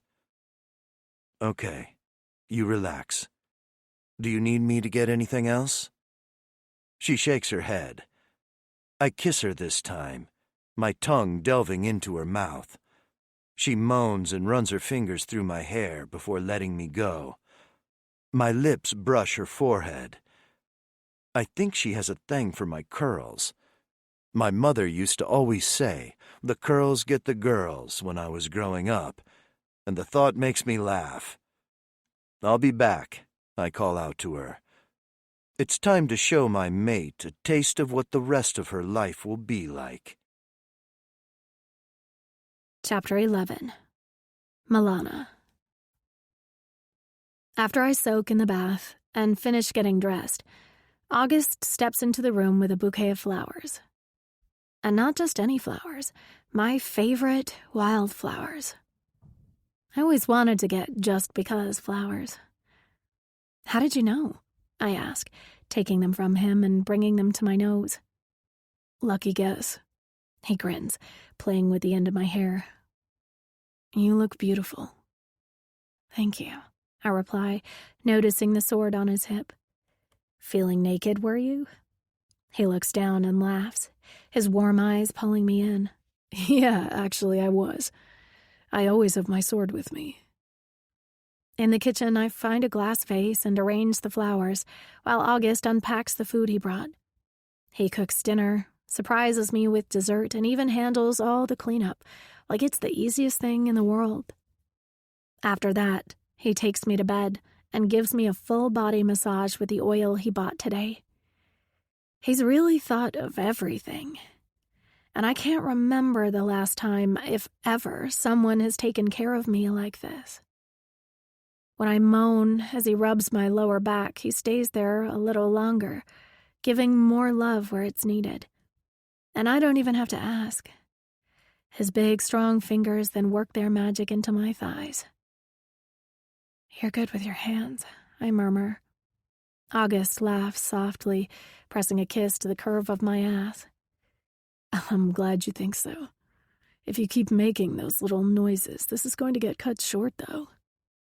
How sad is it that no one has taken the time to treat me like this before? My eyes close. I try to stay awake because I want him to massage my front too, if you know what I mean. But his hands are magic, and soon I'm fast asleep. It's still dark when I wake up, rubbing my eyes and reaching my hand out to feel for August. He's curled up on his side, facing me. This man massaged me to sleep and didn't want anything in return. And that thought makes me smile, my lips curving even more as I gently slide down his body. His cock is halfway hard already, and when I start to stroke him, he comes alive instantly. "Milana?" He rasps in a husky tone, and then, "Fuck," as my tongue licks his head. He rolls onto his back and threads his fingers in my hair. "Yes, just like that. So fucking good." His magic seeps into my skin, the push heavier than before. I'm so tempted to let it in, but we haven't had that talk yet. And bonding isn't something we can undo. When we decide to let it happen, we are intertwined forever. We will share magic and be able to feel each other's emotions. We will be tied to each other for the rest of our lives. There's no walking away. Only death can sever the bond, and even then you probably won't want to live with such a loss. My mouth works him up and down, my cheeks hollowing as I suck him into the back of my throat as far as I can take him. Gagging, I ease up and run my tongue along his length. August makes this growling sound that makes me so damn wet. "I need to be inside you. Now," he rumbles, sitting up and lifting me onto his cock like I weigh nothing. "Are you on the contraceptive, Herb?" I ask him, because I'm not, and we sure as hell should have had this conversation before. He nods, and my teeth sink into my lower lip as I slowly slide down onto him. He fills me up so well, and I'm so wet that I'm making a mess. Rolling my hips, I rest my palms on his pecs and grind down onto him, getting him in a spot that hits just right. August grips my ass in his fingers, controlling my movements from underneath me, thrusting his hips up to meet me. "Give me that mouth," he orders, and I lean forward to kiss him. His tongue sensually tastes mine, and we both moan. I've lost all coherent thought at this stage, with my body running the show, and I'm giving it what it wants. August flips us over so I'm on my back and lifts my legs against his shoulders. He's so wonderfully deep, and when he reaches between us to play with my clit, I come instantly with his name on my lips. "That's one," he murmurs, pulling out and going down on me. His tongue laps, swipes over me, sending tingles down my spine. I'm already sensitive from the last orgasm, so it doesn't take long for ecstasy to claim me again. "2. I think another 2 before I bend you over and fuck you from behind and fill you up with my cum." Who knew August had such a filthy mouth? Thank you, Fates. He continues to eat my pussy until I come again twice, before he does as he says, getting me on my knees and driving into me from behind. He slaps my ass twice, and I moan into the pillow, pushing back against each thrust he delivers. Gripping my hands, he puts them behind my back, pinning them so I can't move. Fuck. I don't think I've ever been more turned on in my life as he takes control of my body. I give all of myself to him, and he takes. It's perfect. You feel so fucking good, love. So wet. No one has made me feel this good before, Milana. He hits the right spot, and I almost black out as I come all over his hard cock. The second I'm done, he finally lets go, filling me with his hot cum. His harsh groan fills the room. I'm panting, gasping for air as he lets my hands go and swipes up my leg, rubbing his cum into my skin. Fuck, you are so perfect. Pushing his finger inside me. Is he pushing his cum back inside me? Yes, he is. Fuck. August, I moan. I can't do it again. But even as I say that, my hips push back against him. I've always wanted a man to do this to me, to force me to come. I want to fight it, and yeah, in the end, I want to lose. Is that bad? I've never said those words out loud before. Yes, you can. You're going to come once more like a good girl, all over my tongue, he orders. I can't. You can, and you will, he growls. One more. Whether you want it or not, I fucking need it. He grips my hips and slowly licks over my clit until he builds up the tempo, then licks faster. I shake my head from side to side. I can't. He slides 2 fingers inside me, curling them until I have no choice but to give him what he wants. I fall apart. And this time, I do pass out. Chapter 12. August. Her eyes flash open, and I take a deep breath. She scared me for a second. Are you okay? She nods, a dreamy, sated smile on her face. Yeah. Lifting her against my chest, I hold her tight and trail my fingers down her back. I didn't push you too hard, did I? No, I loved it. Thank fuck. Kissing her forehead, I let my lips linger against her skin. After about 10 minutes, I slip away and return with a warm cloth, cleaning her up. The sun is just rising now, so I go fill the bath for her. She's awake when I return, watching me. She laughs as I lift and carry her into the waiting tub. When I start to wash her hair, her eyes widen in surprise, then close shut as she relaxes. My fingers gently massage her scalp, and she makes those little noises I love so much. I could get used to this, she says with a sweet sigh. Me too, I admit, kissing the side of her neck. Fuck, I can't get enough of her. There's no way I will live without her after this. I've just gotten her out of the bath and wrapped a towel around her when we hear a loud bang. Ryan, she whispers. Fuck. Before I know it, we've zipped right into chaos. Literally. We're in the dining room while King Zython, Axe, Kai, Bane, and a pregnant sailor are all having breakfast together. Milana is in a towel, and I'm in a pair of boxer shorts. Bane laughs, his inked hand raking through his hair. I knew today was a good choice to drop in for breakfast. Sailor waves at Milana. Are you here of your own free will this time? I throw an unimpressed look in her direction, but she simply winks at me. Today she's wearing a rainbow-colored dress, the opposite of her mate in his usual all-black getup. Welcome back, son, King Zython says, trying to hide his grin behind his morning coffee. You have a lot of explaining to do. Axe smirks while Kai simply laughs, his shoulders shaking. Assholes. Milana, you know Sailor. That's her mate, King Bane. You know King Zython, and Prince Kai and Axe, I introduce quickly. I'm going to take her to my room to get dressed. I'm sure she remembers me, considering I was going to be her betrothed, Axe calls out. Over my dead body, I call back as we walk up the staircase. Not my best first impression as your mate, Milana sighs, making sure her towel is covering her tits.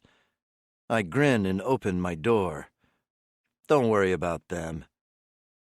This isn't the room that... It's not the room I held her in. My old room. I didn't want her to think about that. I wanted a new room. Fresh start and all that. I shrug, letting her look around. The bed is massive, with dark green sheets, and a big window shows off the views of our beautiful mountains. Wow, she whispers, sitting on the bed. I go to my armoire and pull out some track pants and a shirt. They will be big on her, but will have to do for now. After she gets dressed, she sits on my lap and wraps her arms around my neck. Do you feel okay being here? I ask, burying my face between her neck and shoulder. Yeah, she sighs. You'll tell me if you don't, I ask, and she nods. Promise? I promise. But right now, I'm starving. I stand with her still in my arms, and her legs tighten around me. Let's go get you fed and catch everyone up on what's happened. They won't mind having the ex-rebellion princess under their roof? She asks as we go back down the stairs. They didn't mind before, I smirk. I was locked away before, and my father was being killed, she blurts out, and I stop in my tracks halfway down the wooden staircase. Milana. I'm letting you in, August, but that doesn't mean it's so easy to just forget what has happened. I'm not asking you to forget, I say, kissing her temple and continuing on my way. You know you can put me down now. I know. She laughs as I carry her to the table, placing her on the seat next to me. I can feel everyone's amused gazes as I grab Milana a plate and start serving up everything. From the corner of my eye, Axe is holding out his hand to Kai with a smug expression. Kai, sighing heavily, places a gold bag of coins into his palm. What did you bet on now? I ask, frowning. How long it would take you to bring her here? Kai admits, rolling the coins in his hand. I said less than 3 nights. I won. I won't underestimate your charm again, Axe grumbles, making Kai laugh out loud. Milana's ocean blue eyes dance with amusement. I wish the two of them would shut up in front of Milana, and the look I send them says as much. Placing the plate in front of her, I move to fill mine while Milana clears her throat, eyeing the huge amount of food. She needs to eat. August, who knew you'd be so damn cute? Sailor beams, bouncing in her chair. Her pregnant belly has gotten bigger since the last time I saw her. Welcome home, Milana. I hope you two will come and visit us in the Demon Kingdom sometime. You're always welcome. Thank you. Milana smiles as she butters the thick slice of bread I gave her. I've actually never been there, so I would love to. I hope I didn't get you in trouble, Sailor. Because I let you escape after I only just got here myself? Sailor replies, her honey-brown eyes twinkling. Yeah. Milana winces, taking a delicate bite of bacon. Sailor shrugs, batting her lashes at her mate. Don't you worry about any of that. We women have to stick together, and it looks like it has all worked out for you both. Her eyes drop to Milana's bare wrists, but her expression doesn't change. You going to tell us what happened, or keep us in suspense? King Zython asks, studying the two of us. I was in their dungeon, and Astrid, Rave, and Soren came to save me. I trail off and realize that Milana doesn't know about all of that, or that I had the option to leave but decided to stay to force her to be in my proximity. I know they wanted to save you, and you told them to leave you there, August. She rolls her eyes. Rave knew I was there too, because his shadows surrounded me. You chose to stay in the dungeons? Kai asks, putting his fork down and leaning back in his chair. That is some dedication for some Axe slaps the back of his head. There are females present. Thanks, so romantic, Sailor adds, looking at me in a new light. Bane kisses the side of her neck like he wants her attention back on him and not me. And I fucking get it now. I don't want Milana even looking at another man. And then what? Zython presses, frowning. Ryan was going to shock me to death while I had those magic-barring shackles on. Milana saved me. We went to the Mermaid Kingdom, but Ryan found us there. So we came here, I explain.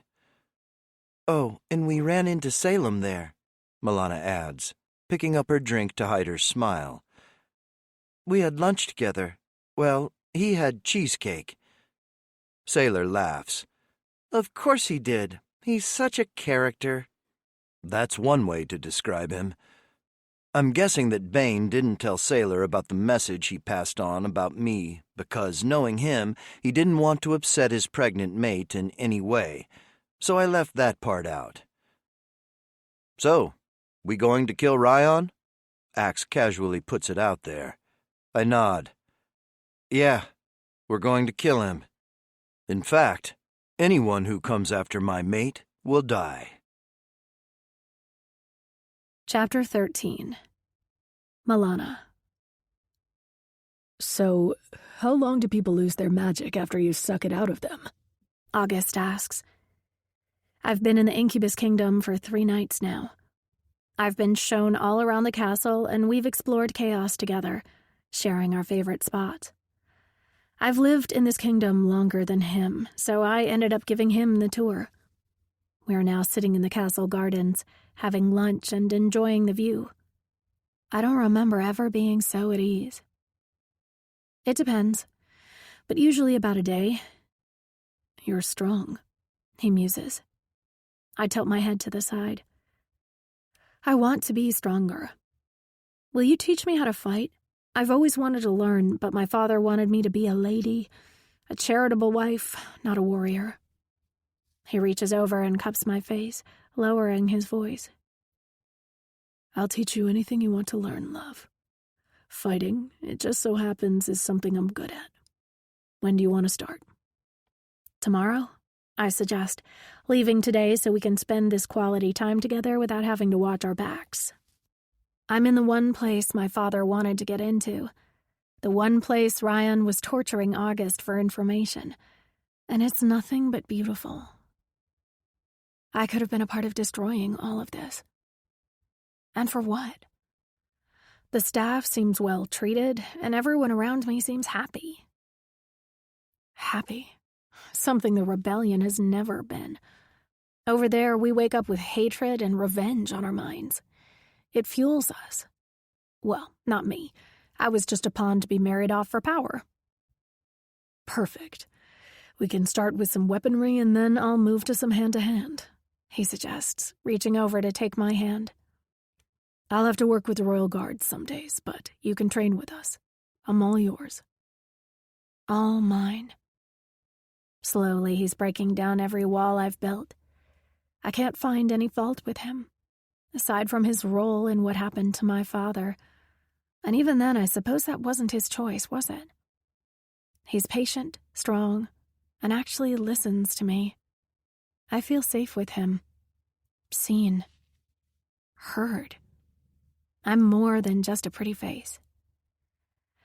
You haven't mentioned anything about us bonding, I blurt out, wondering where his head is with that. August goes utterly still. He puts down his water and turns to me, his eyes searching. I'm ready when you are, Milana. Say the word. You're the one who is unsure. I know what I want. You're mine, either way. But I'd fucking love nothing more than to wear those mating bands on my wrists. He leans over the small table in between us and kisses along my jaw. Is that what you want? I'll take you to our room right now and give that to you. I'd burn the fucking realm down for you if you ordered it. And now I'm turned on. Soon, I reply, his now dark and hungry eyes pinning me to the spot. Soon, he repeats, a promise in his heated gaze. Just say the word, and I'm all yours. I nod and look back out at the mountains. He's intense. I've never had anyone be so focused on me and all the little things about me. It makes me want to hold on to him for dear life and never let go. And at this stage, I'd be a fool not to mate with him. It all happened so fast. But I should have known that being put near my fated mate would only end in one outcome. It's how it's meant to be. How the fates have deemed it. I couldn't resist him even if I tried. I don't know how I stayed away as long as I did, but I guess I have my father to blame for that. He would never let me bond with August if he were alive, even with him being my mate. Looking at it now, it was extremely selfish of him to do that. He had all these plans, and not one of them involved thinking of my happiness. I was never put first. I know he loved me and made sure I was well looked after physically, but emotionally, I don't think he had it in him. My mother died when I was young, too young to even remember, and my father is all I'd ever known. I'm meant to have a lot of succubus blood in me, but the truth is, I don't. I think that's why he wanted Astrid so much. He wanted pure-blood children, succubus daughters. He wanted what I'm not. Even my father wanted Astrid. Another shot that hit its mark. And yeah, that hurts more than I'd ever admit. But this is the first time that I've ever felt enough. I can be myself with August, and he doesn't care how much magic I have or what my bloodline is. He just wants me. Would you care if I didn't have any magic? I ask him, shifting in my chair. Or if I had human blood? His eyes skate over to me, and a curl of brown hair falls onto his forehead. No. I don't have as much magic as you do, so why would I care? You're all I need, Milana. Just as you are. I wouldn't care if you were fully human. I'm a common fae. He touches his rounded ears, not pointed like the other fae lines. I don't give a fuck about bloodlines. No one knows this, but my mother was half human, I admit to him, wringing my hands together. My father hated it. He cared about his bloodline. August reaches over and takes my hand, running the pad of his thumb along my knuckles. You're mine, Milana. That's more than enough for me. You're more than enough. Swallowing hard, I look down and nod, emotion filling me. I am enough. I don't need to be the pretty face of the rebellion or be married off to a prince to know my worth. I was meant to be his. And I no longer give a fuck about anything else. Chapter 14. August. Nice to see you out of the dungeons, Astrid says, standing up from her seat when she sees us. She's out of her battle leathers, wearing a black dress, her braid hanging over one shoulder. I bet she still has multiple daggers hidden on her, though. It's nice to officially meet you, Milana. I'm Astrid. Milana stiffens but shakes the hand Astrid offers her. Does she have an issue with Astrid? Nice to meet you, too. She clears her throat.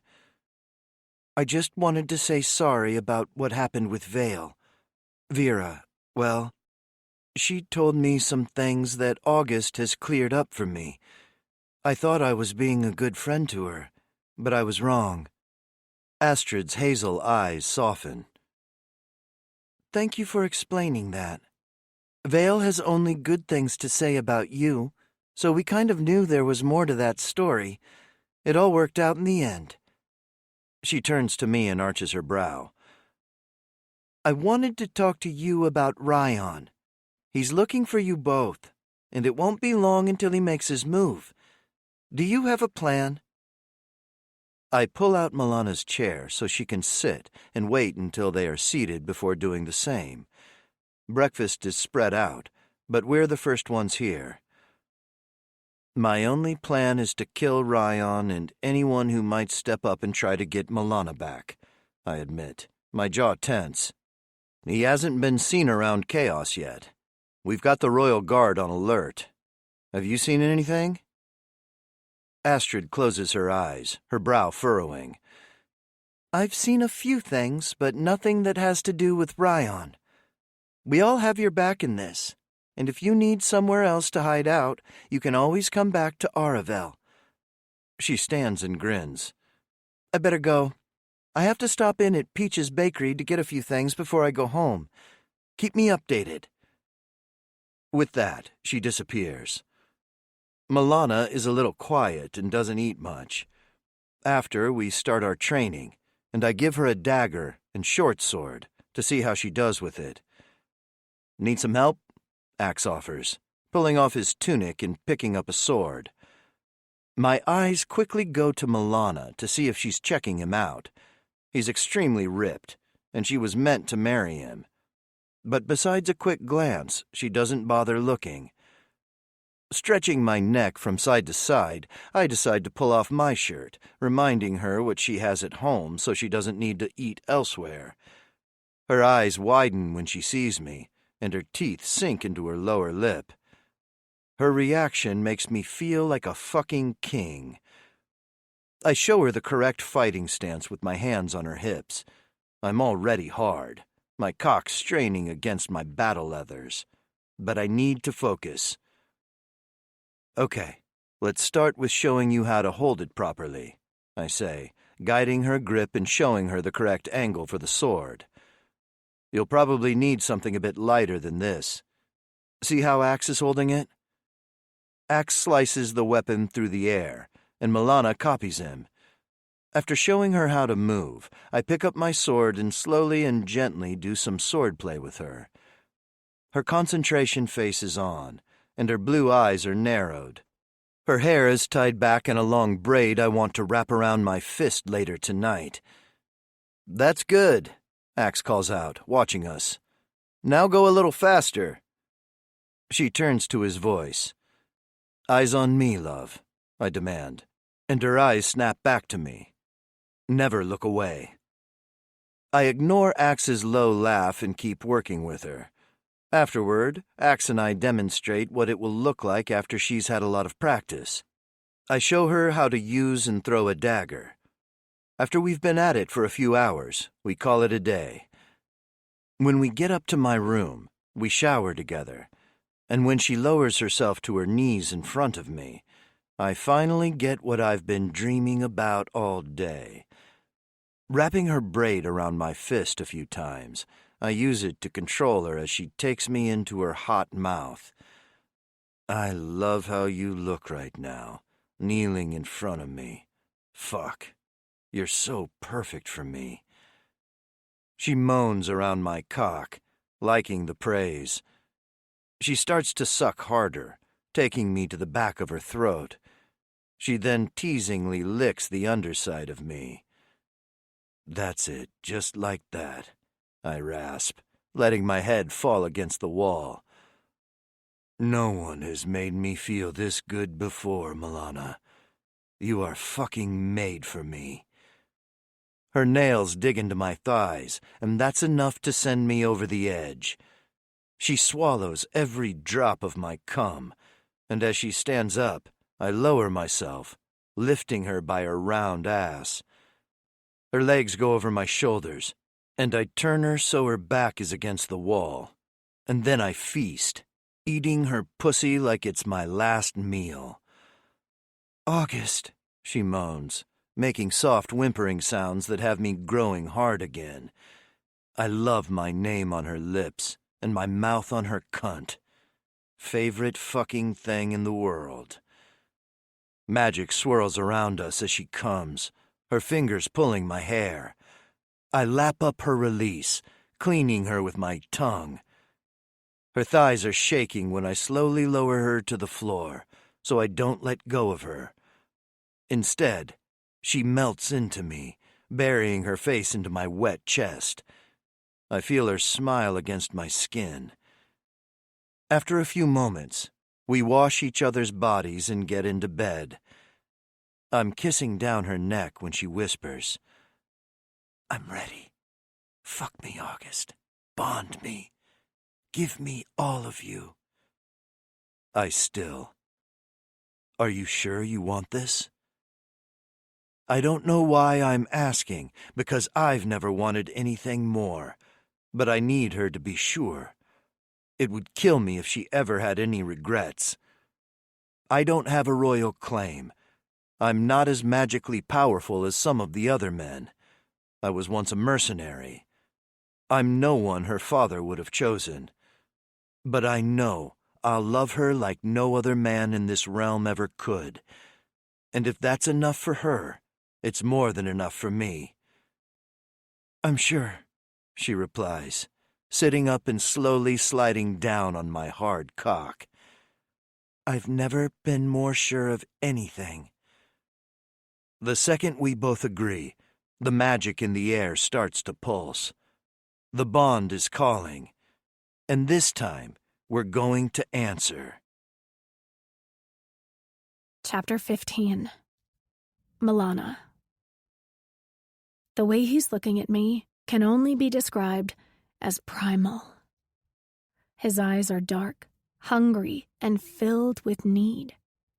His grin is feral, and his tongue swipes over his lower lip before his mouth crashes against mine in a deep, all-consuming kiss. I break the kiss, only so I have more motion to fuck him.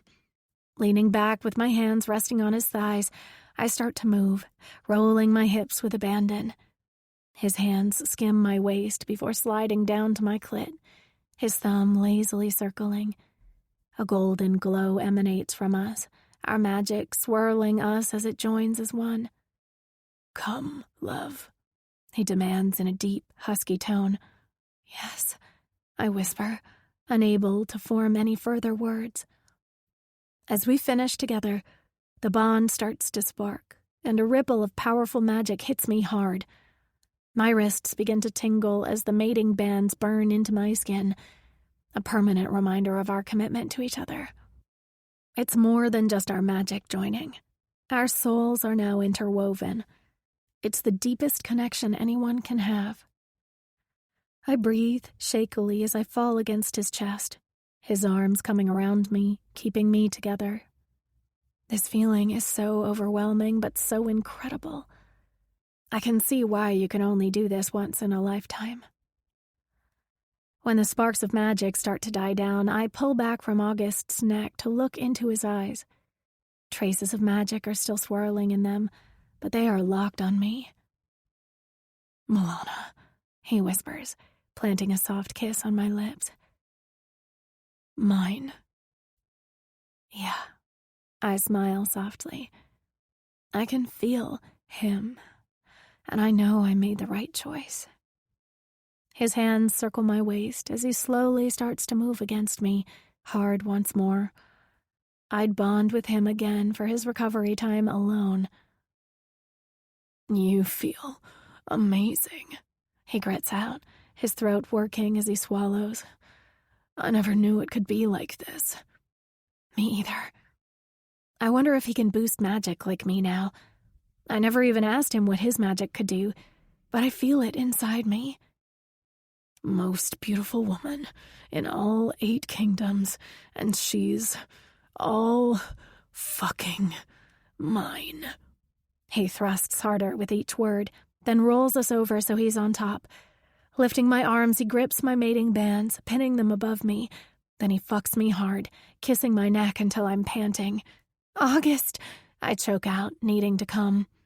He covers my mouth and goes extra hard and faster. "You'll take what you get, mate."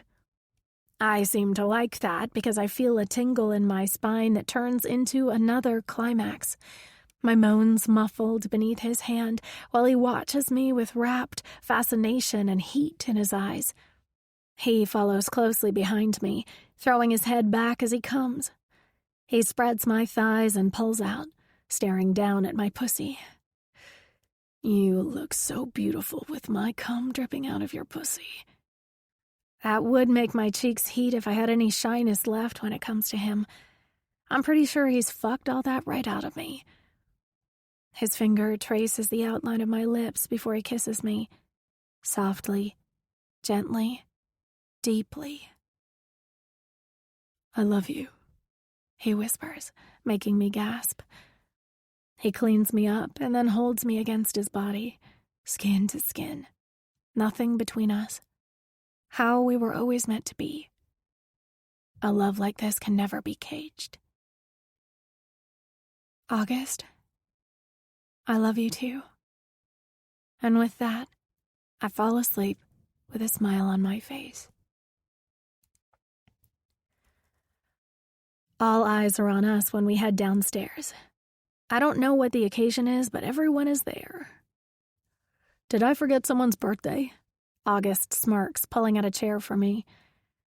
"No, my mate won't stop stressing about Ryan, so here we are," Rave replies, his eyes slowly roving over me with distaste. I guess he's not going to forgive me as easily as Astrid over the trying to kidnap Vale thing. Axe's gaze drops to the golden mating bands around our wrists. "I guess we all have something to celebrate after all." "Congratulations," Astrid beams, sharing a look with August. Her hazel eyes are filled with emotion. I know the two of them have a history, and for a moment I almost feel like I'm the one intruding. I sit next to Pandora, the Witch Queen. I know of her, but I don't know her personally, although I have met her mate, Soren, at a party. "Congratulations to you both," she says, offering me a small smile. Her violet eyes are stunning, ethereal looking. "Thank you," I beam. "And it's so nice to finally meet you." She clears her throat and tucks her black hair back behind her ear. "Yeah, you too. I'm glad August found his person." She seems a little awkward, but maybe that's just her personality. However, when August's hand possessively splays on my thighs while he looks across the room at Soren, who is smirking, I know something is up. There's tension in the room, but I don't know why. "What's going on?" I blurt out, glancing around the table. Astrid. Let the story pause so your spirit doesn't have to. This music is for your restoration, and this audiobook is a gift to you.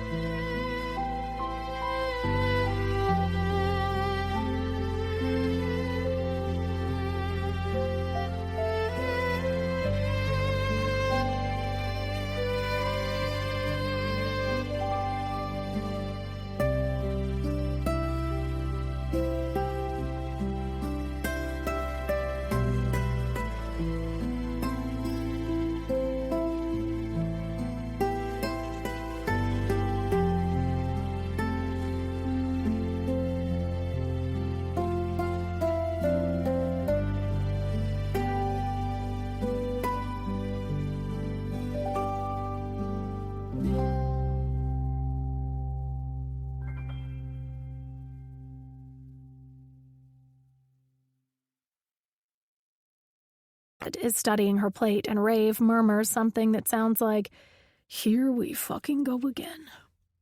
Just a little karma going around. Soren mutters softly, then grunts when Pandora hits his chest. She slides her eyes to the side before looking back at me. "It's nothing, really. It's just that—" "August took Pandora's virginity," Kai blurts out, frowning when Axe slaps the back of his head. "What? It's better she knows. I'd fucking hate it if everyone knew something except me." I stare at them all, slack-jawed, processing this news. "He's right. It's better to get it all out in the open." Soren agrees, rubbing the back of his neck. "I'm sorry, Milana. I don't want to hurt you, but every time I think about it, I want to kill him with my bare hands." August slept with Queen Pandora. Took her virginity. The rational side of me knows that we didn't even know we were mates then, but the newly mated side of me, she's fucking pissed. I picture draining the woman next to me of all her magic, watching her drop to the floor in a boneless heap. "Milana," August's soothing voice reaches me. When I look over at him, he looks worried, like maybe he's been saying my name for a while now. I stand, pushing my chair back and sending it flying to the floor. Astrid holds up her hands and puts a shield around Pandora, protecting her from me. Smart, because one touch of mine could weaken her. I'm not proud of what I do next, but later, I'll blame it on the mating bond hormones. They made me crazy. I slam my palms down on the table, shaking all the plates and cutlery. So, let me get this straight. Astrid and August have some connection, and I was told he used to be in love with her or something. And now I also have to deal with the fact he took the Witch Queen's virginity? Milana, I hold my hand up to stop him. Anyone else I need to know about? I look at Sailor, sitting there quietly with wide, honey-brown eyes. How about you? "She didn't touch him," Bane growls out, putting his mate closer to him. He shifts his jaw and scowls at the thought. "But she did fuck Rave," Kai points out. That earns him another slap. He probably won't have any brain cells left after this lunch. Wow, what a busy group of friends. Do you guys have any hobbies other than fucking each other? I mutter, and Sailor's lip twitches like she wants to laugh. "Yeah, we like to fight as much as we fuck, too." Axe grins as August pulls me back against his chest. I take deep, calming breaths. It's not like I came to him a virgin, and we've already run into Reef, someone I've fucked, but still. "You okay?" He whispers into my ear, sending shivers down my spine. "Astrid and I are friends, and friends only. The same goes for Pandora. They both have their own mates now, love. You have nothing to worry about. You're the only one I'll ever want." He's saying all the right things, but I can't seem to control my jealousy. "I'll be right back," I announce, letting my pettiness win out. In the next moment, I'm back. Except this time, I've brought Reef back with me. The merman looks confused as fuck, staring around the table with wide eyes. Milana? Have a seat, Reef. We're all having a meal with people we've fucked, so I thought I'd even the score, I say, with a straight face and nod to an empty chair. The air in the room becomes charged, almost suffocating. I chance a look at August, who is staring at Reef with undisguised anger. Now he knows how I feel. Reef awkwardly takes a seat, clearing his throat and eyeing the food. A weird sound comes from Kai, and when I look over at him, his shoulders are shaking with repressed laughter. You have something to say? He sucks in his lips and shakes his head. You know mermen are good in bed, right? They are used to being underwater, if you know what I mean. They can go down for a long time. Yeah, I'm not proud of myself, but I'm on a roll. August stands up, his body visibly vibrating with anger. Rave's shadows seep out of him and hold August back. Fuck, the things he must be able to do with those. Milana, August warns, struggling against his wispy binds. Rave, let me go. I'm going to fucking kill him. Reef clears his throat. Milana, maybe don't. I should listen to my ex hookup and take the high road at this point, but I don't. Do you guys fuck when you're underwater, too? Like, how does that work? Sailor blurts out to Reef. How does your cock come out when you have a fin? At this stage, Soren is laughing uncontrollably, and Kai and Axe join him. August, calm down, Astrid says, which only pisses me off further. She doesn't get to tell my mate to calm down. Now I'm more upset than angry, and I just want to be alone. You know what? I'm not done. I'm going to go and get that vampire prince I fucked a few months ago. I zip away, needing a moment before I do something else stupid, like actually bringing that vampire back here. I end up in our spot in the gardens where we sat yesterday. It was a simpler time.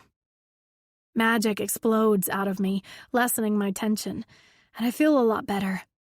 I get like that sometimes, like the magic I take from others becomes too much pressure and needs an outlet. We should have been each other's firsts, but he didn't wait for me, and I sure as hell didn't wait for him. Knowing it, though, and seeing who he has been with are two different things. Astrid is stunning, and so is Pandora, and I'm older than all of them. I'm sorry, Milana. I know how uncomfortable you must have felt. Trust me, I've been there. Comes Astrid's soft voice from behind me. She walks over and sits next to me. I shouldn't have done any of that, I admit with a sigh. I'm not proud, trust me. She laughs softly. You don't need to be sorry around any of us. Believe me, I know how our relationship must look like from an outside perspective, and I completely understand if you want August to have nothing to do with me. He even has a pet name for you. Star. I heard him when you came down to the dungeons. A childhood nickname. I know August, and I'm a seer. I can see his path. If you wanted him to walk away from all of us, he would. He probably would have joined the rebellion if he had to be with you. You have all the power with him. I'm his friend, one he shares a lot of history with. She plays with the end of her braid. He has taken care of me since both of our parents died, and finally seeing someone give that back to him is all I could have ever dreamed. I love you for him, and I would love to be both of your friends if you'll let me. I'd like that. You know, I never knew I was the jealous type until I met him, I grumble. She smiles, her eyes bright. Our mates tend to bring that out in us. August is usually the calm one. He never had a big ego or anything like that, and he's one of the more mentally stable ones out of the lot. Milana, if there's another fucking male out there with you, I'm going to drain his magic until he's dead, we hear August roar. Well, maybe I spoke too soon. She smirks, lowering her voice to a whisper. You know, I'm curious about the merman cock situation, too. I burst out laughing. She leaves before August appears, pulling me against his chest and stroking my back. I love you, Milana. I don't give a fuck about any other woman. You want to leave here, just you and me, I'll do that. You're all I need. I realized then that Astrid was right. He would walk away from it all for me. He has a past. We all do. But at the end of the day, August is mine. And that's all that matters. Chapter 16. August. I feel like the worst maid alive. I know I'm asking a lot from her. I even tried to kill that asshole merman when she left, but he went invisible. Of course, that's his magic. I'd like her to be friends with Astrid and Pandora, because they are our allies, and she has nothing to worry about from either of them. Hell, with any woman. I would never hurt her, and my heart, soul, and dick are all for her. But if she wants us to leave, we can. I'll do anything to make her happy. I sit on the chair and pull her onto my lap. There's a residue of magic in the air, and I give her a quick once-over to make sure she's okay. I'm sorry. I shouldn't have let my anger and jealousy get the best of me, she murmurs, burying her face in my neck. Look at me, I demand softly. Give me those beautiful blue eyes. She lifts her face to look at me. We only bonded last night, love. It's expected. I felt the same way when we saw that merman. I think emotions are going to be high for a while. I embarrassed you. A small laugh escapes me. If you knew the stories about each of my friends, you would know that no one will have judged you. Soren tried to kill me. Bane tried to kill Rave. Sailor felt jealous of Astrid. It's almost a rite of passage at this stage. I take her hands in mine and bring them to my lips. No one cares, trust me. And the next time we run into one of your exes, I'll also be losing my shit again. In fact, you can count on it. Her lip twitches at that. And yeah, I did have a crush on Astrid a long time ago, but I don't feel that way anymore, and she never felt that way about me. We shared one kiss before she met Rave, and that was it. She's family to me, and she will be a good friend to you. I only slept with Pandora once, and there wasn't any emotional attachment involved. It was more of a friends with benefits type deal. I don't want to hurt her, but I want to be honest with her. I want us to be able to talk about everything. Communication is so important, and she's my fucking mate. She needs to know where she stands with me, which is in first place every damn time. She comes before everyone, including myself. I can survive without anyone other than her. She's irreplaceable. Astrid spoke to me, and she seems very nice, she admits, dragging her teeth across her bottom lip. And beautiful. They are both very beautiful. I have no idea how someone who looks like her can feel insecure around any other woman, and I don't like that she feels that way. Their beauty doesn't take from yours, love. To me, you are the single most beautiful woman in the realm. And I mean that. You have a cute pet name for her. My brow furrows. Pet name? Oh, Star. I had no idea that would upset Milana, but I'm glad she has told me. A name isn't worth her being uncomfortable. You don't like me calling her Star? Then I won't use it anymore. Just like that? She asks. Of course. No, you can use it. I just wish we'd had this chat before. She sighs, leaning forward and cupping my face, my stubble brushing against her palms. I could have braced myself instead of making a bad first impression. Anyone else I'm going to have to be friends with who's had what's mine? I turn my face and kiss the palm of her hand. I don't think so. And I didn't know they'd all be there this morning. They all have no boundaries, so I should probably warn you of that right now. She rolls her eyes and kisses me sweetly. I like your family. I mean, I wish you hadn't fucked. I cut her off with my mouth and tongue. What sort of power is invisible anyway? I bet he has a little invisible dick, too. I suddenly growl, thinking of her ex back inside the castle. She smirks. If you must know, your cock is bigger. Thank the fates. I zip her right into bed. Let me show you who I want, Milana, who I love, who belongs to me. Impatiently, I undress her before stretching my arm over my head to tug off my shirt. Her eyes roam over my chest and abs, and a smile tilts my lips.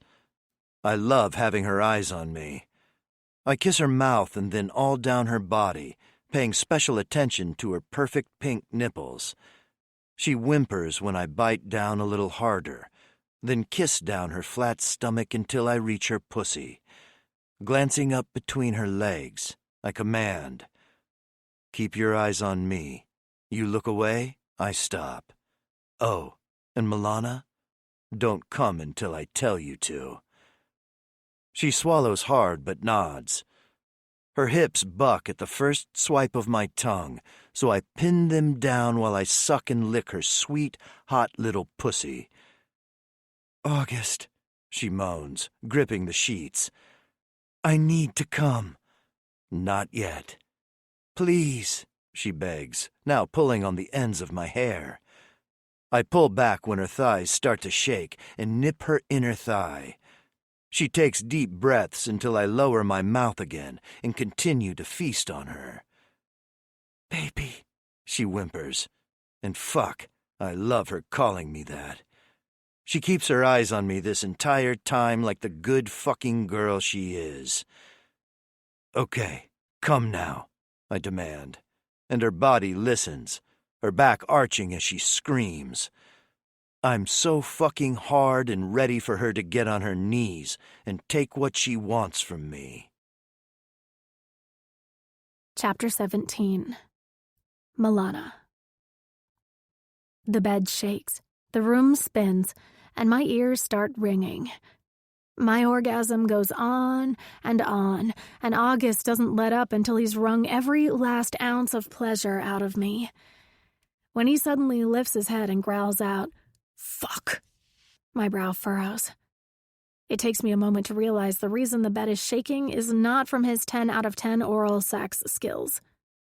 We're under attack. Get dressed, he urges, standing and throwing his clothes back on. I do the same. He then goes to the corner of his room and starts arming himself with a sword and multiple daggers. Then he bends down in front of me and puts a sheath around my thigh, sliding a dagger into it. Stay with me. I will, I promise, following him out. Do you think it's Ryan? We start rushing down the stairs. Yeah, I do.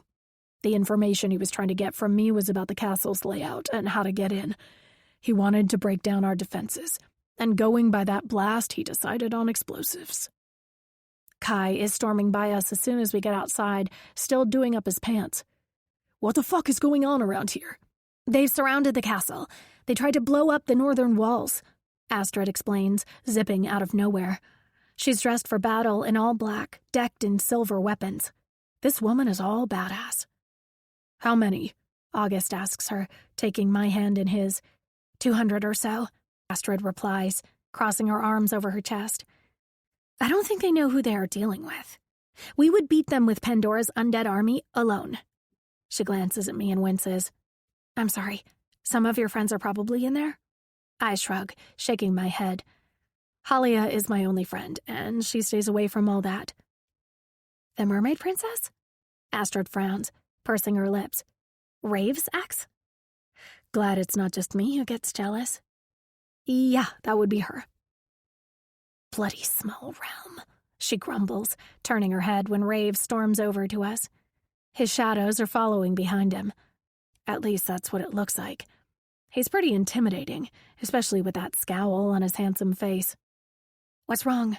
Astrid asks him, sliding up next to him. He wraps his arm around her and points his finger to where Soren is standing with Vale. He's grown since I last saw him, a little taller, a mini replica of his father. Our son doesn't listen. Wonder where he gets that from, Astrid smirks. Vale runs over and his grin widens when he spots me. Milana! His legs move even faster and he all but jumps into my arms. I haven't seen you in so long. I know. How have you been? I ask him, kissing the top of his head. I'm good.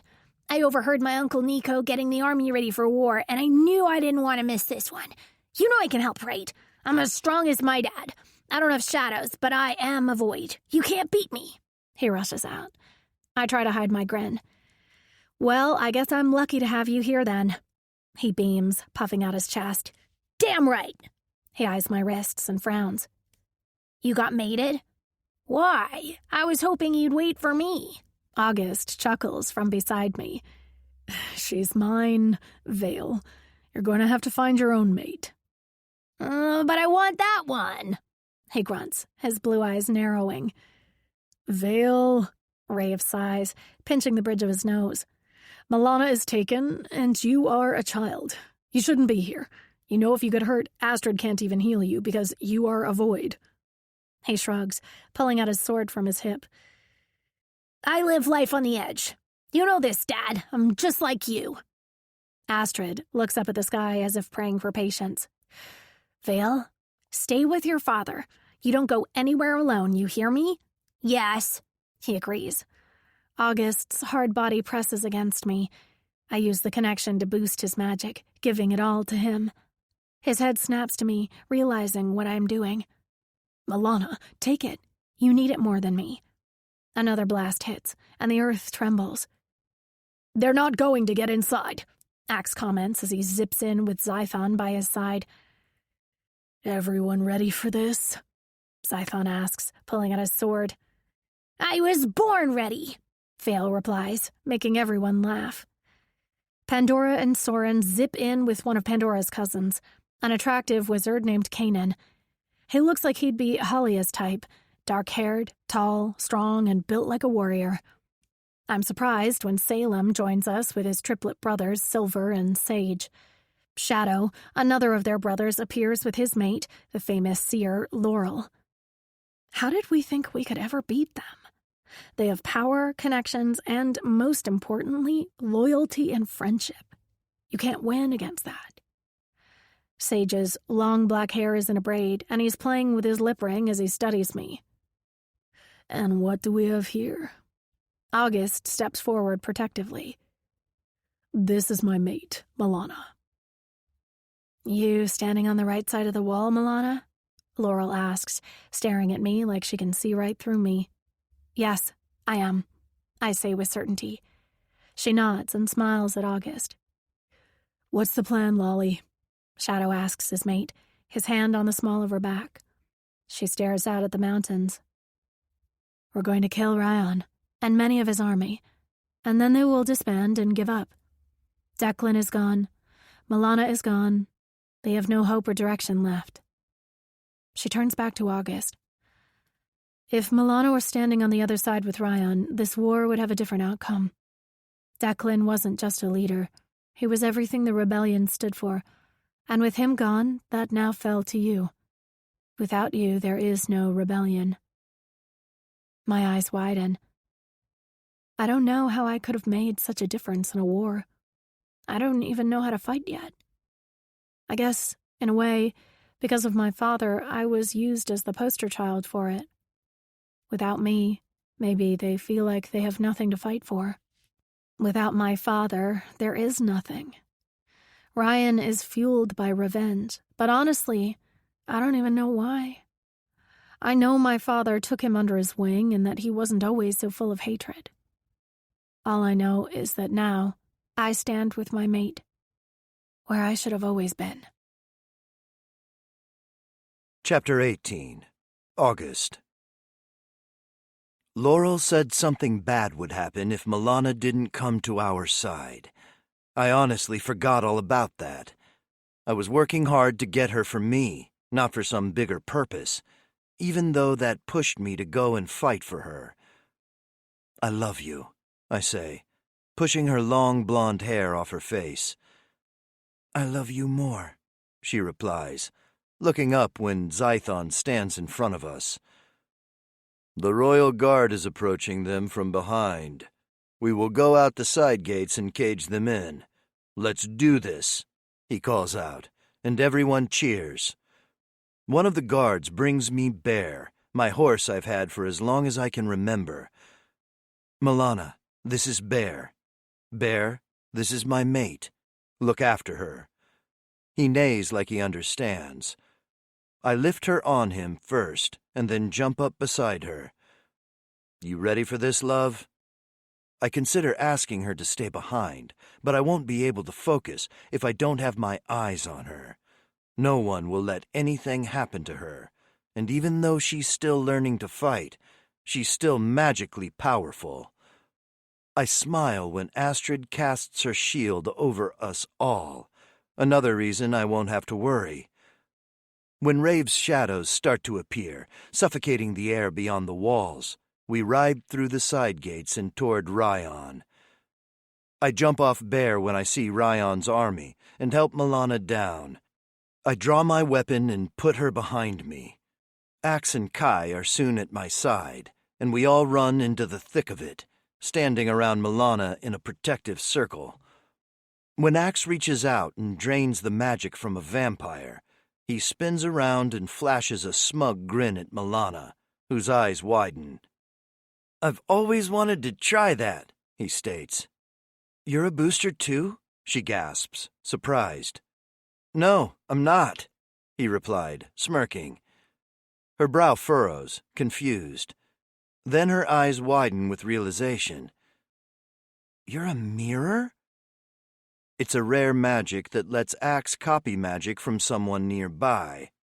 Axe simply shrugs, like the cocky shit he is, while Milana stares at him in surprise. I hope she's not thinking that maybe they were a good match after all, with their magic being somewhat similar. They both use other people's powers against them by channeling their gifts. Ryan steps out into our view, with those same men who came into my cell with him at his side. "Milana," he calls out, sparks flying from his palms. "Your father would be turning in his grave if he knew what you have done." She shifts on her feet. Even though she's done the right thing, I know this must hurt her. Astrid zips in next to me, staring down at Ryan. "Ryan, I'd say it's nice to see you, but that would be a lie. And to think I thought we were friends after I saved your mate from the vampires." "Don't speak about her. A lot has happened since then," Ryan replies, his red eyes flickering with something that looks like pain before he can mask it. "Leave now, Ryan, or you'll be the reason for many unnecessary deaths," she says to him, a ruby-hilted dagger in her hand. "The rebellion died with Declan. Milana is safe with her mate. There is no reason for this to continue." "Hand over Milana, and we will be on our way," he replies. "She's mine," I bark, gritting my teeth. "She's not going anywhere." Milana steps forward, bracing herself for a fight. Her legs are in a stance like I showed her, and her fingers clasp a blade. "It's over, Ryan. I'm where I'm meant to be. Please, just leave so no one else has to die." Ryan laughs, and it's an ugly sound. It's only then that I notice his wrists. The once gold mating bands, like mine, are black. I remember noticing that when he was torturing me. He lost his mate. That explains the crazy glint in his eyes, because no male would be sane after that.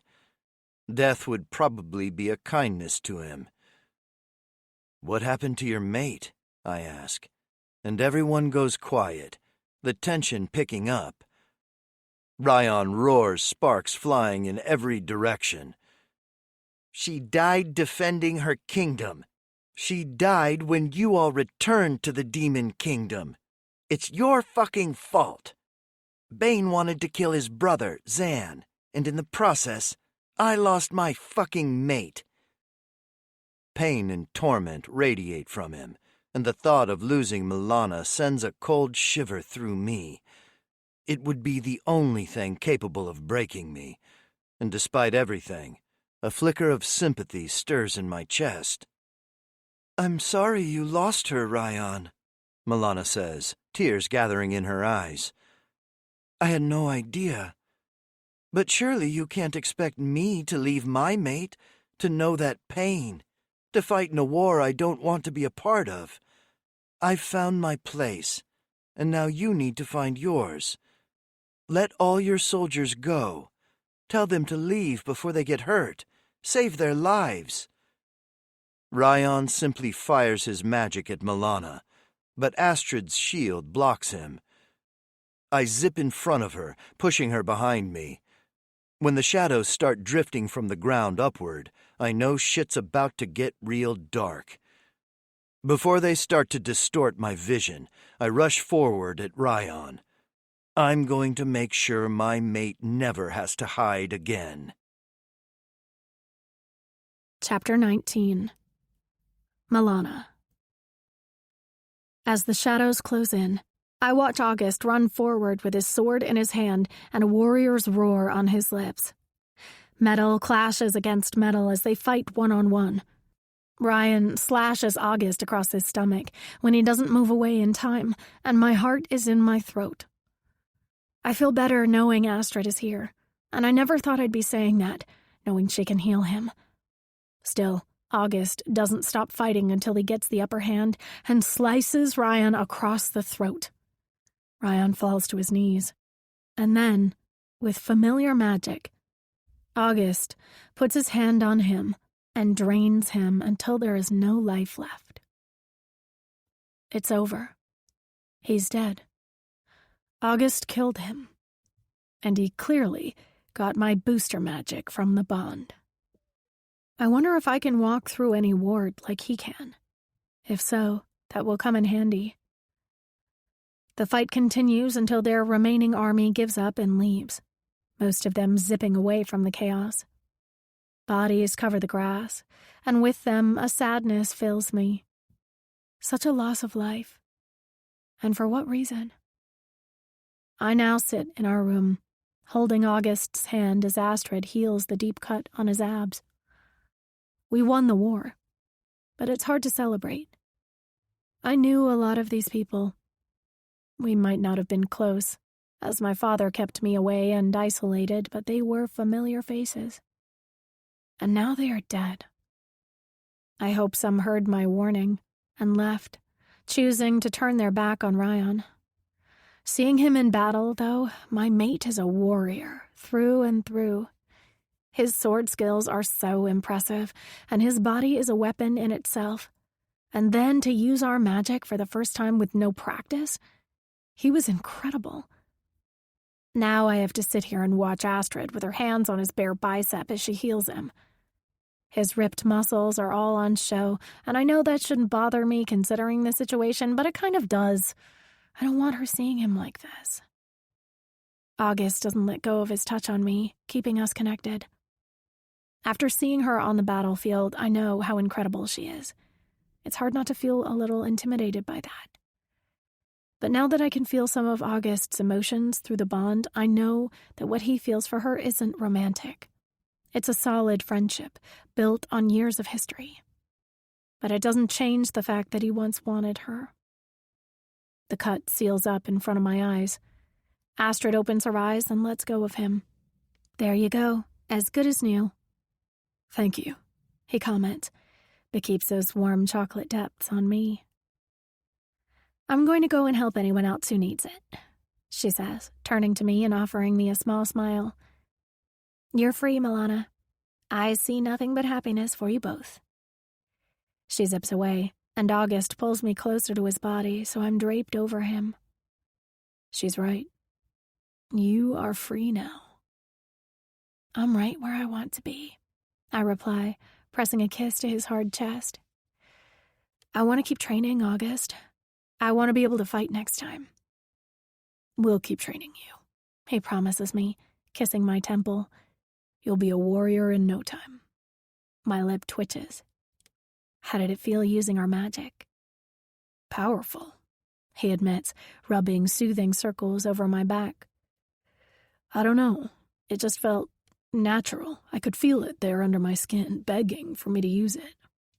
I hum in agreement, knowing exactly how he felt. Suddenly, the door opens wide, and I glance up to see the last person I expected to see here, my best friend, Halia. There you are, she calls out, walking over to me and giving me a once-over. You're okay? When I heard what was going down, I came straight here. Her eyes moved to August, checking out his ripped body. Damn, I hope my mate is as sexy as yours. August smirks. I roll my eyes and move to hug her. August, this is Halia, my mate, August. Nice to finally meet you, Halia says, offering him a wide smile. Same to you. You missed all the action, I say, happy to see her. My mate and my best friend are with me. It doesn't get much better than this. Typical, she grins, flipping her long red hair over her shoulder. By the way, Rave didn't look very happy to see me. A bubble of laughter escapes me. Just stay away from him. I've had my quota of drama for the month. She rolls her eyes. I'm not even looking in the direction of anyone who's bonded. I wouldn't mind asking Astrid if she knows who my mate is, though, because I'm getting tired of waiting around for his ass. When we head back downstairs, Astrid is sitting on the couch talking with Salem while Rave stands in front of them, watching closely. What's that about? I ask August, who shrugs. He's taken a shower and dressed in a white shirt. His curly hair is damp, and he looks so good I don't want him to leave the room. He's hot, Halia comments, checking out Salem. No, August and I say at the same time. What? Why? I think a tear just ran down my leg, she whispers. I make a choking sound while August throws his head back and laughs. This gets everyone's attention, all eyes now on Halia. Rave looks annoyed. Astrid throws a dirty look at Rave, and Salem licks his lips.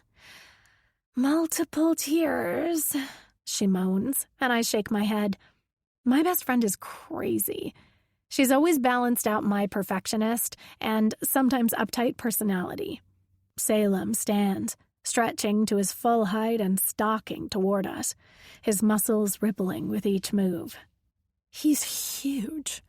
Easily the biggest male I've ever laid my eyes on.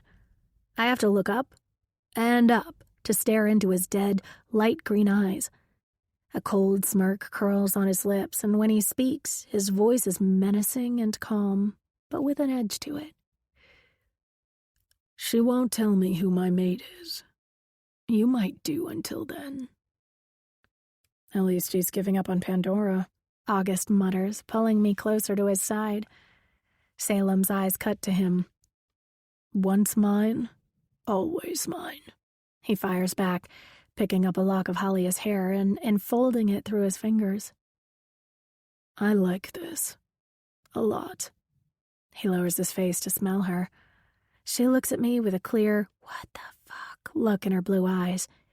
She clears her throat, and I quickly grip her arm and pull her away. Stay away from him, I whisper yell, and she laughs. Yeah, I'm impulsive, but I'm not insane, she replies, stopping when we reach the dining room where Axe is sitting on the table, shirtless, drinking some ale. Ripples of muscles line his abs. Chaos is hot guy central, she swoons, fanning her face. August overhears that and grips the back of my neck. You better not be noticing that, love. I only have eyes for you, I reply, turning around and pulling him down for a quick, closed-mouth kiss. Although, I'm not blind. Halia is so right. I share a look with her that says so, and she grins.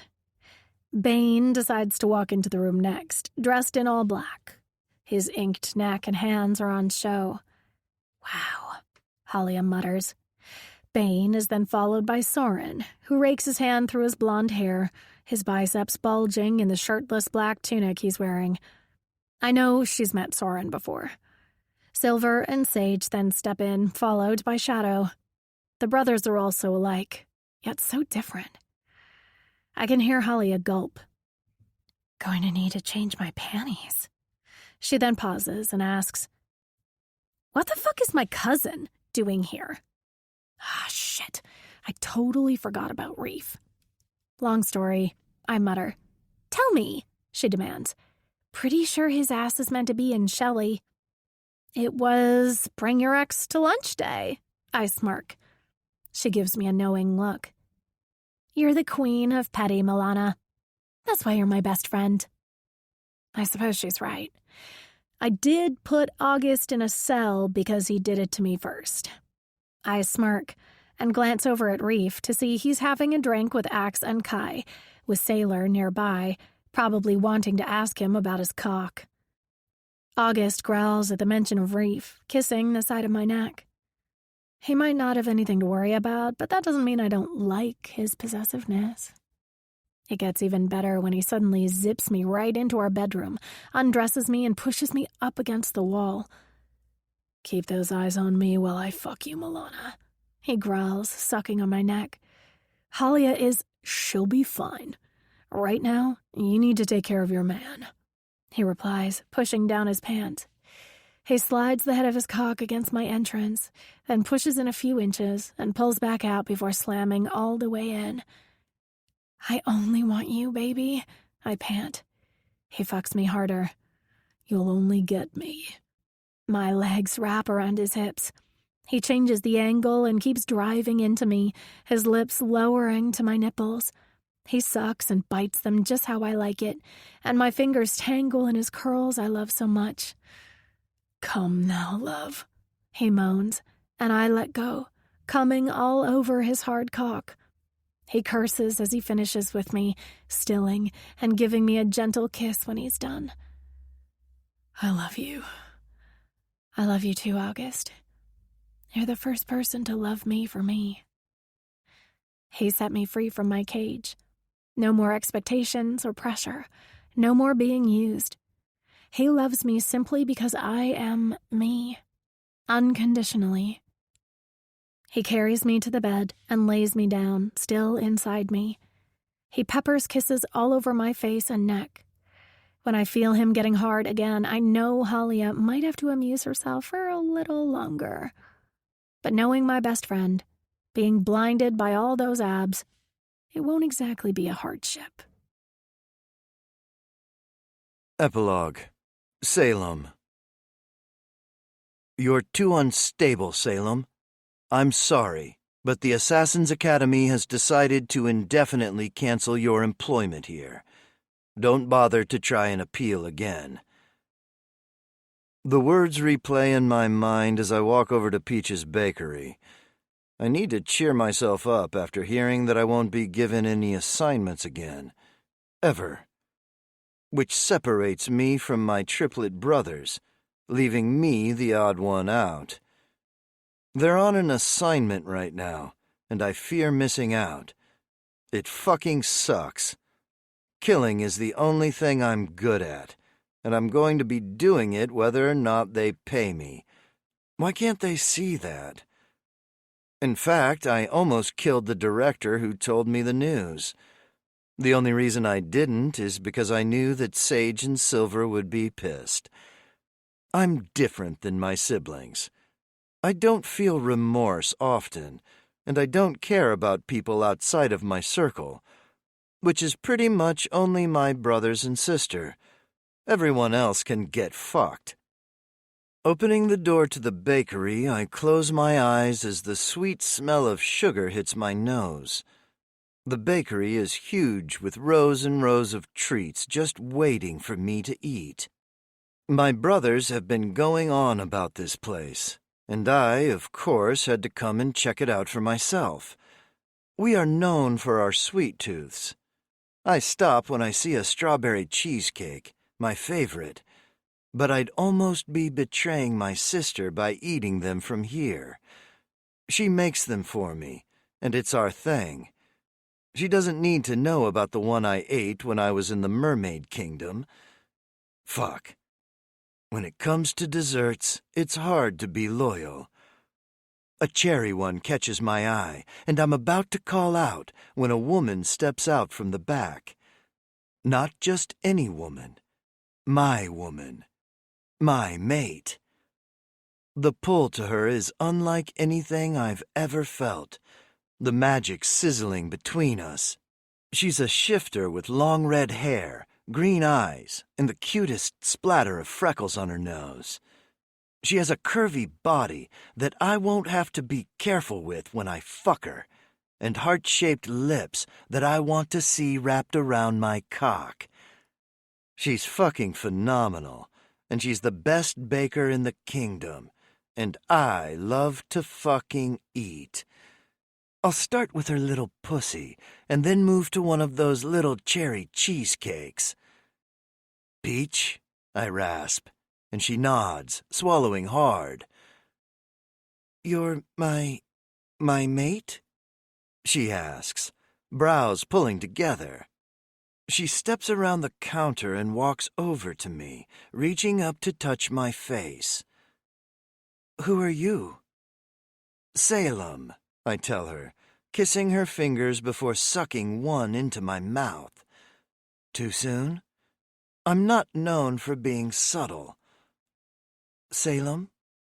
I nod, licking my lips. Fuck, I like my name on her mouth. I want her mouth somewhere else. Her brows raise. She must recognize my name because she steps back from me. I don't like it. Please leave, Salem, she whispers, and I frown. Why? What's wrong? I ask. My mate is rejecting me? You tortured my brother. You don't remember? She asks, her beautiful eyes filling with tears. Before I can admit I don't know who her brother is, and she's going to need to be more specific because I've tortured more people than I can remember, she zips away, leaving her business trying to get away from me. Shrugging, I help myself to the cherry cheesecake. She's coming home with me whether she wants to or not, because one thing about me, I like the chase. And the cheesecake? Fucking perfect. This recording of Caged Love, a spicy enemies to lovers fated mates romantasy, was presented by Dreamscape Media, LLC. Narrated by Molly Stark and Elliot Sands. Published by arrangement with Chantal Fernando, care of Park, Fine and Brower Literary Management. Copyright 2025 by Chantal Fernando. Recording copyright 2025 by Dreamscape Media, LLC. Thank you for listening. Please check dreamscapepublishing.com for Dreamscape's latest releases.